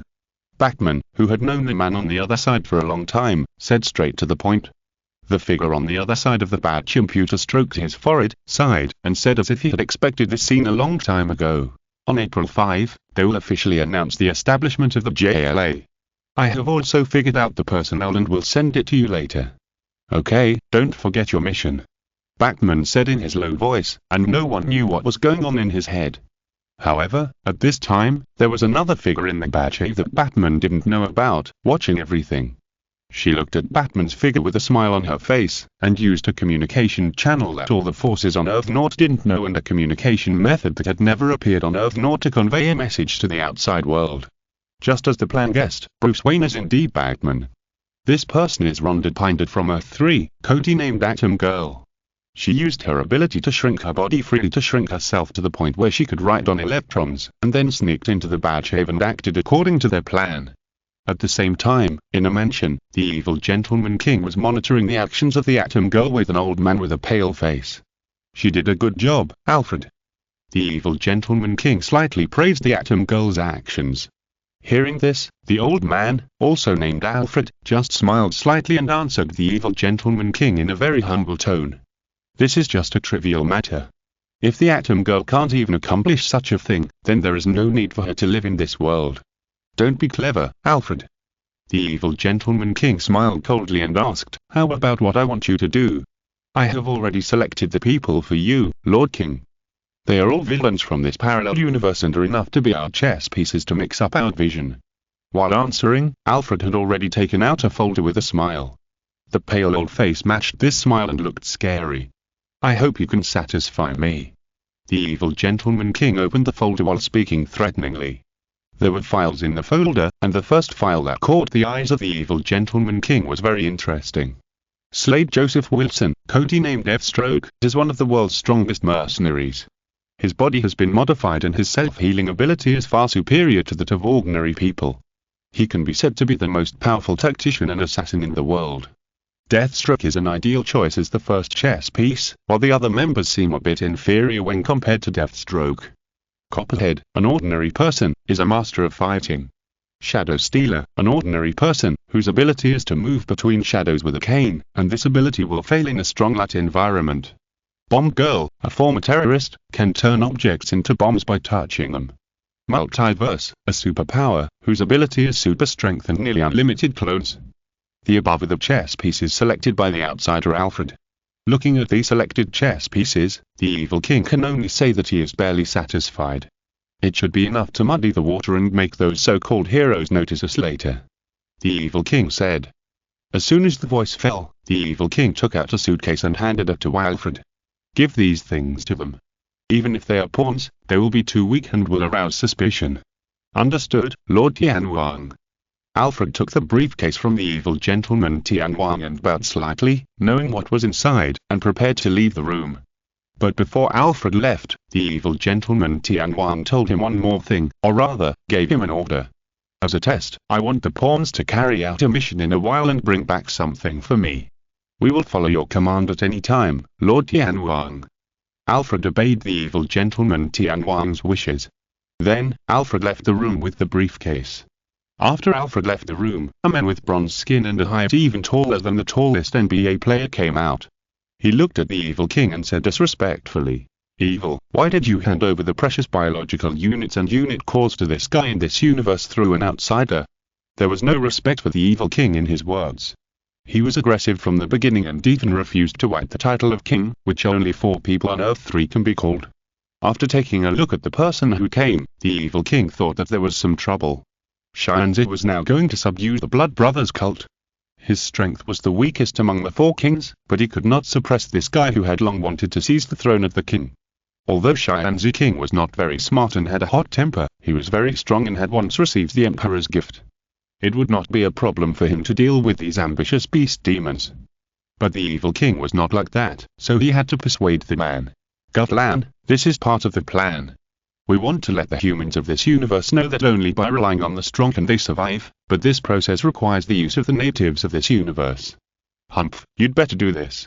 The man called Gutland snorted coldly, rolled his eyes at the evil king and left the room. Looking at Gutland leaving, the evil king's eyes twitched. Although he hated Gutland, he also knew that Gutland could at least communicate, and the mad dog-like guy among the 12 beast demons was still on Earth 3, which was already a good thing. And before the Emperor came to this world, they still had a lot of preparations to make. If you're listening to this novel on a channel other than Fanfic World, it means they downloaded and uploaded it without effort. We cordially invite you to visit our channel, Mundo Fanfic Novel, as there you'll find the original version of this story and you can explore many other novels of various genres. We're waiting for you to immerse yourself in a world of incredible novels. Chapter JLA is officially established. Earth North National City Time. April 5, 2015 Atom Ultralight. After being hit by a combination of Garnet bombing, Dilithium light flow, and photon streamline in the training ground, the wounded Jello also used the injury for injury method to disperse the 3 senior projections.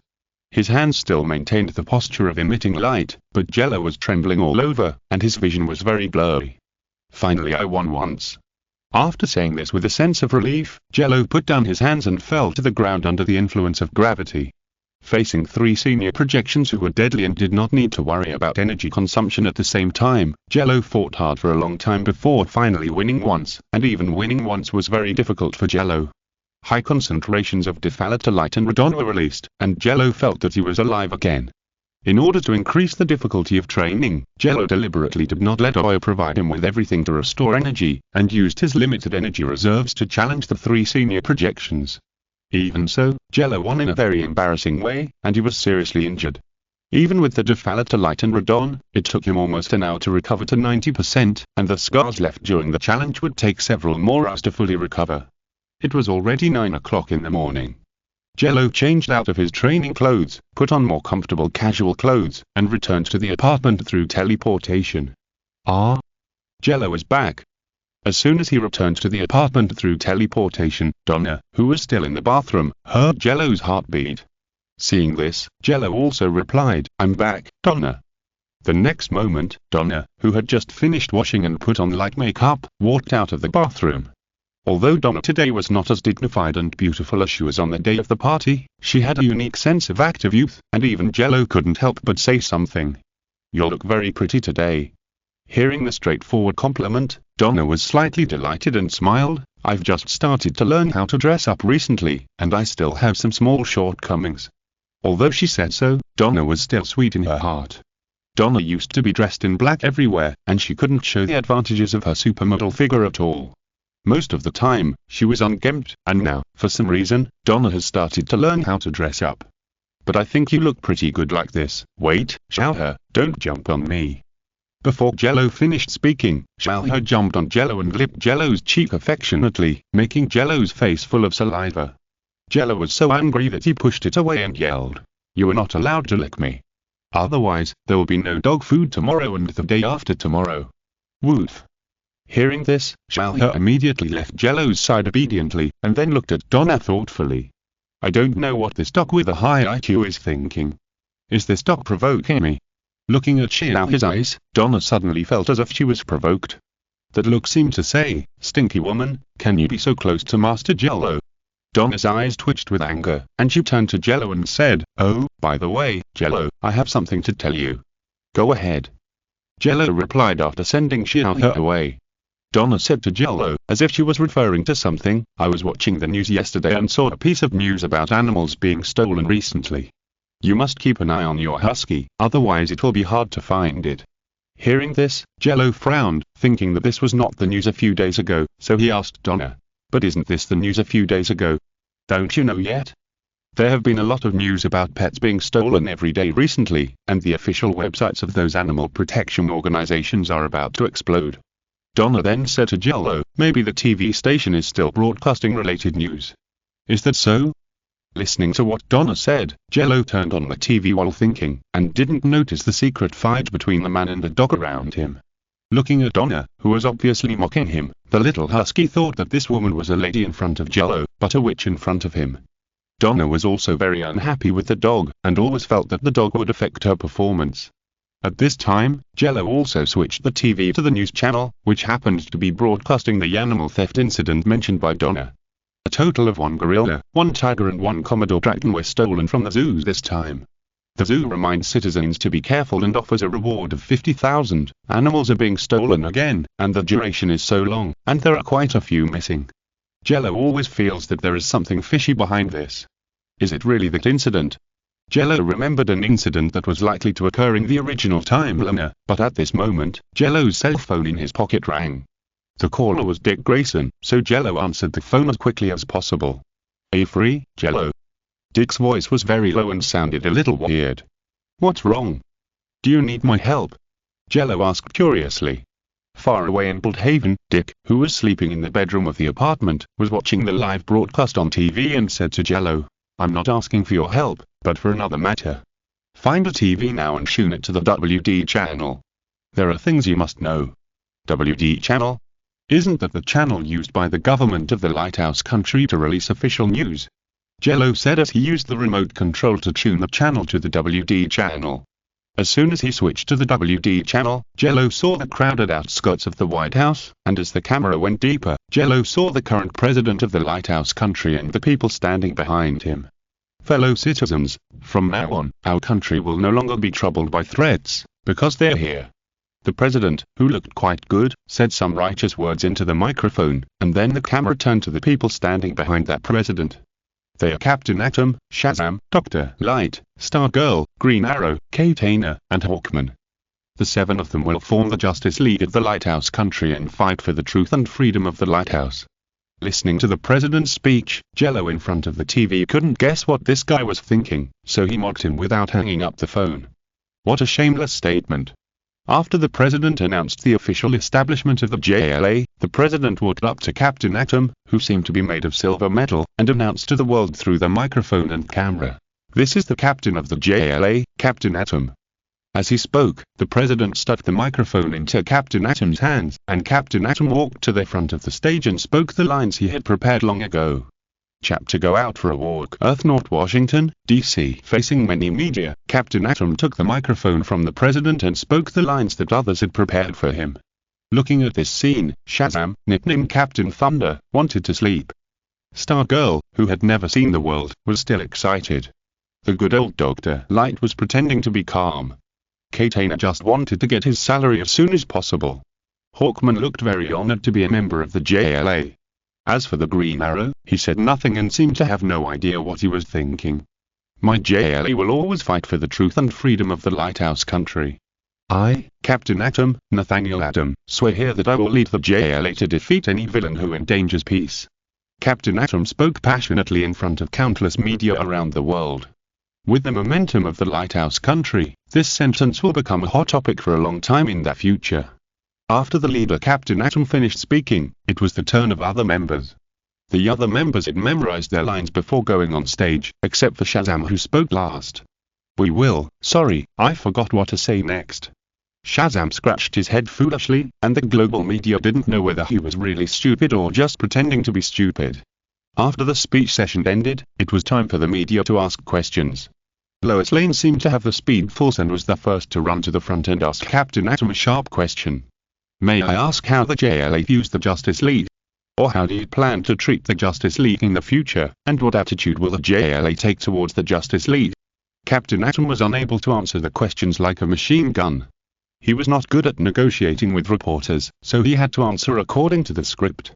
The JLA and the Justice League are both organizations that maintain world peace. There is no difference between us. We will be the best allies. After saying something that even Captain Atom himself didn't believe, Lois Lane asked another question. But if there is no difference between JLA and Justice League, why do we need to form JLA? Isn't this very repetitive? Hearing this, Captain Atom thought that this was not in the script and could not answer for a while. Seeing this, the president on the side quickly interrupted and attracted Lois's attention, otherwise there would be problems if he continued to ask. There is never too little justice, Ms. Lane. The president said with a smile on his face. Looking at Lois Lane in front of him, the president was actually very angry, but her father was a general, and every time something happened, Superman would definitely appear within 0.1 seconds, so the president could only face this uncle with a smile. If this woman moves, something big will happen. In National City, Jello sat on the sofa in his apartment, watching a play led by the government of the Lighthouse Country. The establishment of JLA will signal another change in the international situation. I'm afraid that before long, all major powers will have their own superhuman combat teams. No one wants to fall behind in this arms race. Too fast, this thing happened too fast. According to the original time, the JLA should have been established 2 years after the establishment of the Justice League, but now the Justice League has only been established for half a year. Is it because of my butterfly effect? Jello thought secretly in his heart, but the influence of M78 Technology Co. Limited is still too small to promote his TPC plan. Now he can only take one step at a time.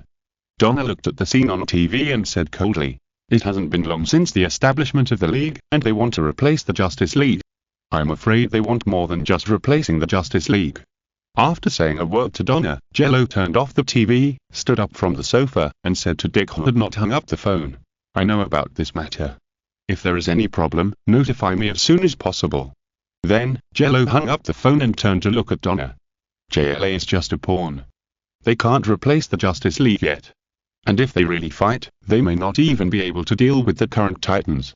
Jello mercilessly complained about the so-called JLA. The only ones who can be considered as combat capable in JLA are Captain Atom and Shazam. Jello and Donna are enough to deal with them, and the remaining 5 guys can also be dealt with by the Titans. Donna said thoughtfully, "You're right, Jello. I'm afraid that their combat power is not the real difficulty to deal with them." "Well, Donna, your idea is right, but I also have a way to discuss them." While talking, Jello took out his tablet. He opened the writer's background software of the comic platform, modified the content, secretly pointed it to JLA, and added the Lighthouse Government investment in Vought Corporation. As soon as the chapter was released, a local tycoon rewarded it at the fastest speed. Side news. Match Malone rewarded the boys with 10 million reward coins 10 seconds ago. Looking at the reward message that was only a few seconds away from the release time, Jello wondered if Batman was reading comics on a satellite, and the speed was so fast. Then came the familiar long hair fluttering. After seeing the two local tyrants fighting for the top spot again, Jello turned off his tablet. He had just finished training and wanted to give his body a chance to relax, so he suggested to Donna, "Let's go out for a walk, Donna." "What?" Donna, who didn't expect Jello to be so direct, hesitated for a moment, and then said, "Okay, where should we go?"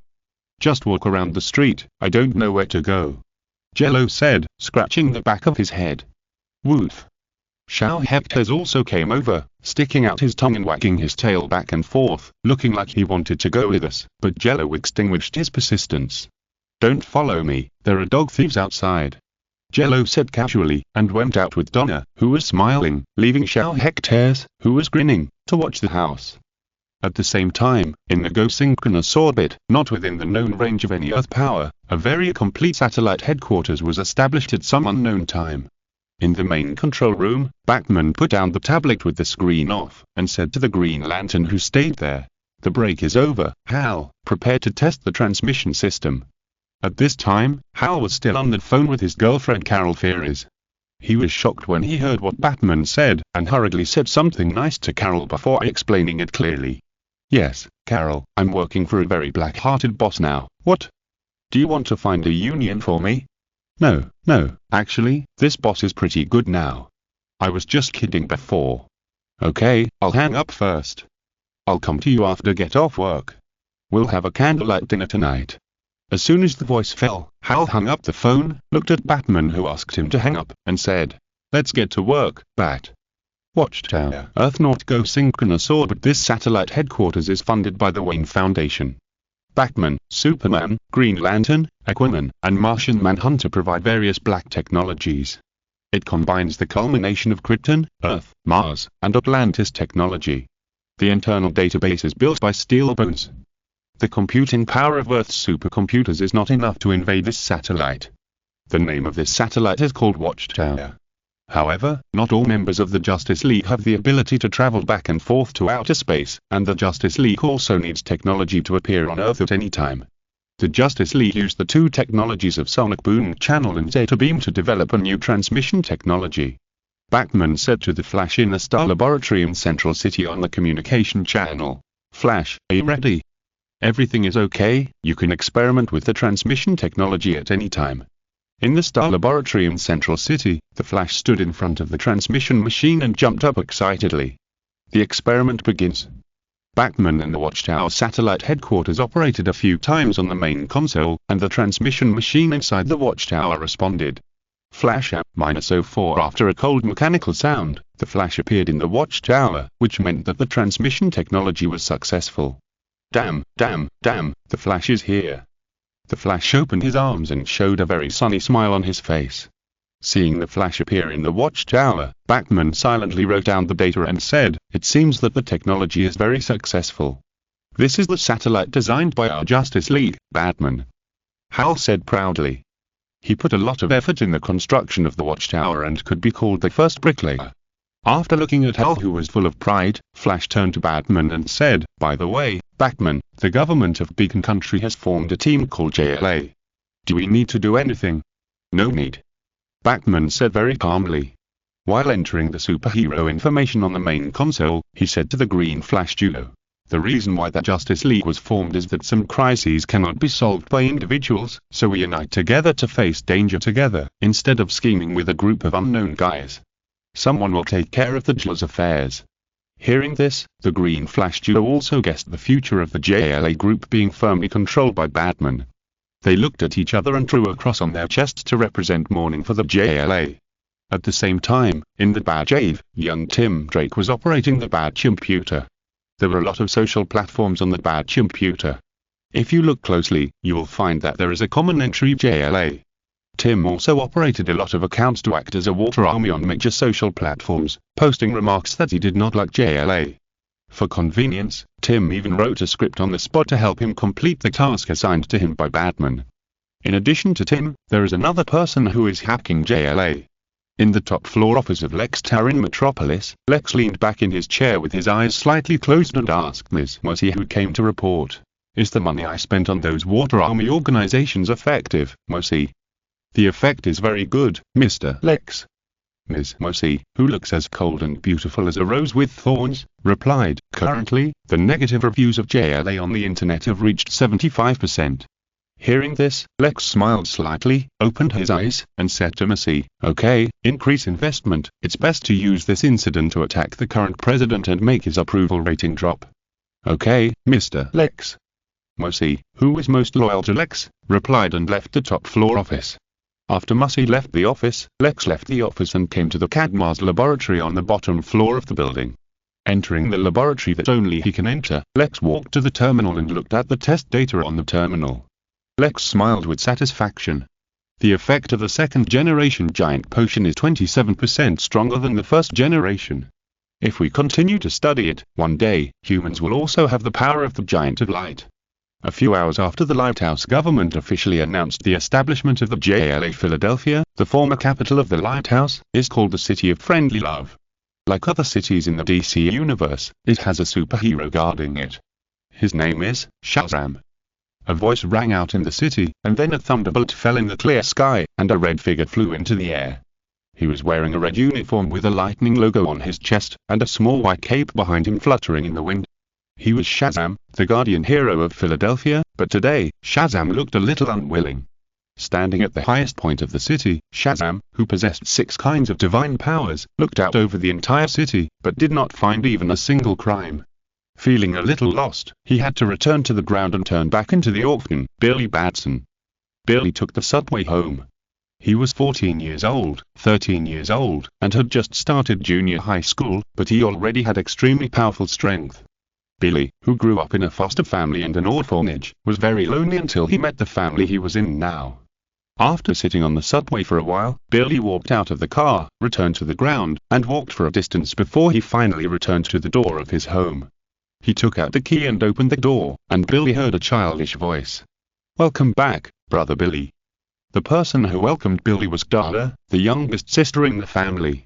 She was only 10 years old this year, followed by Eugene, who was 12 years old, and the oldest was Mary, who was 18 years old.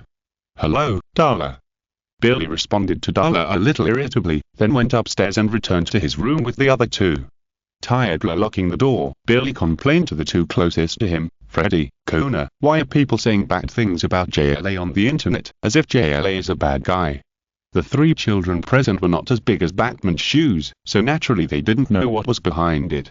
"I don't know, maybe JLA fans don't have as many as the Justice League." Freddy, who was born with a lame leg and was abandoned by his biological parents, didn't know what to say. But Kona, who had a past that he couldn't bear to look back on, said to Billy, "Billy, I don't know why, but I think you just need to do what you can do." Looking at Kona, who was 90% similar to his most admired superhero Superman, Billy fell into deep thought. In fact, in a place that Billy couldn't see, the 3 people who manipulated the Navy to blacken JLA to such an extent were all related to Kona. Chapter speculations about the enemy, Earth North Philadelphia. In a very inconspicuous house, Billy Batson, who was very depressed and puzzled, suddenly brightened up after hearing Kona's words. He might not be understood, but he just had to do what he could.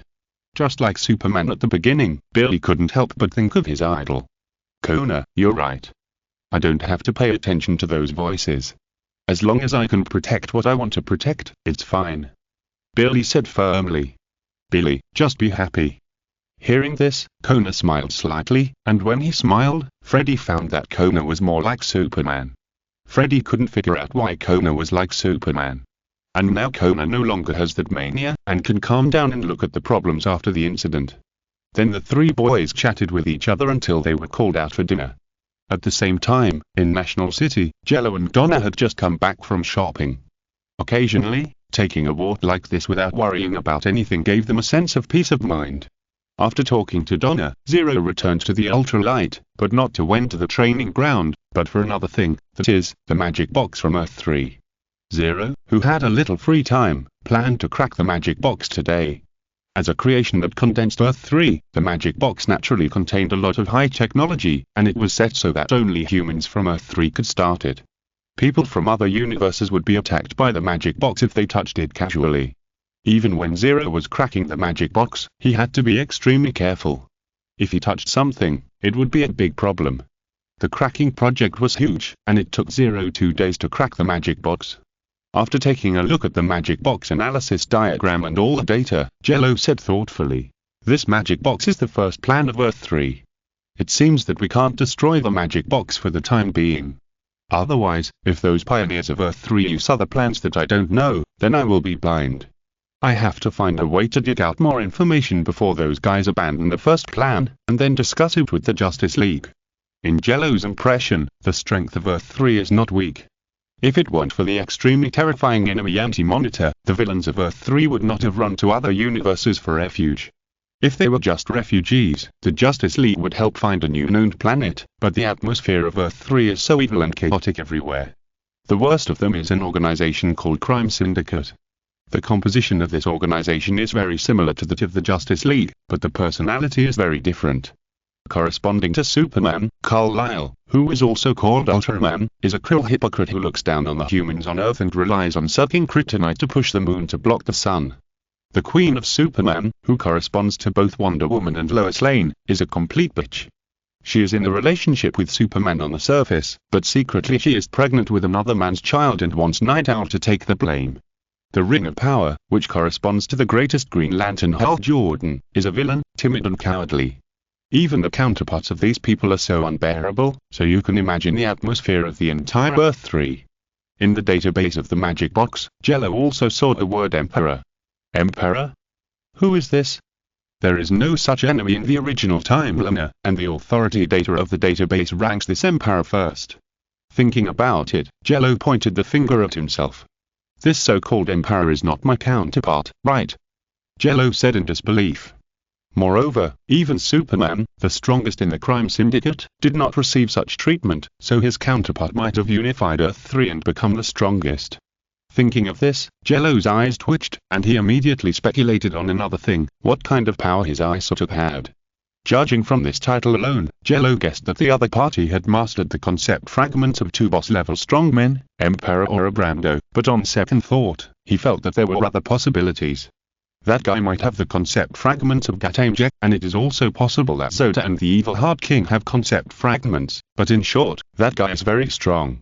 Strong enough to unify all the villains on Earth 3. I have to make plans for all possibilities. Jello said solemnly. If the other party has the concept fragments of Gatamjek, then I have to build a light particle converter, and I will have a chance when I am beaten into a stone statue. I must prepare for every possible power of the enemy, and in addition, I must become stronger. Jello clenched his fists suddenly, his eyes determined. It seems that my current training method is still too gentle. However, next time I enter the training ground, I will increase the projection energy 3 times, and activate Gildan House.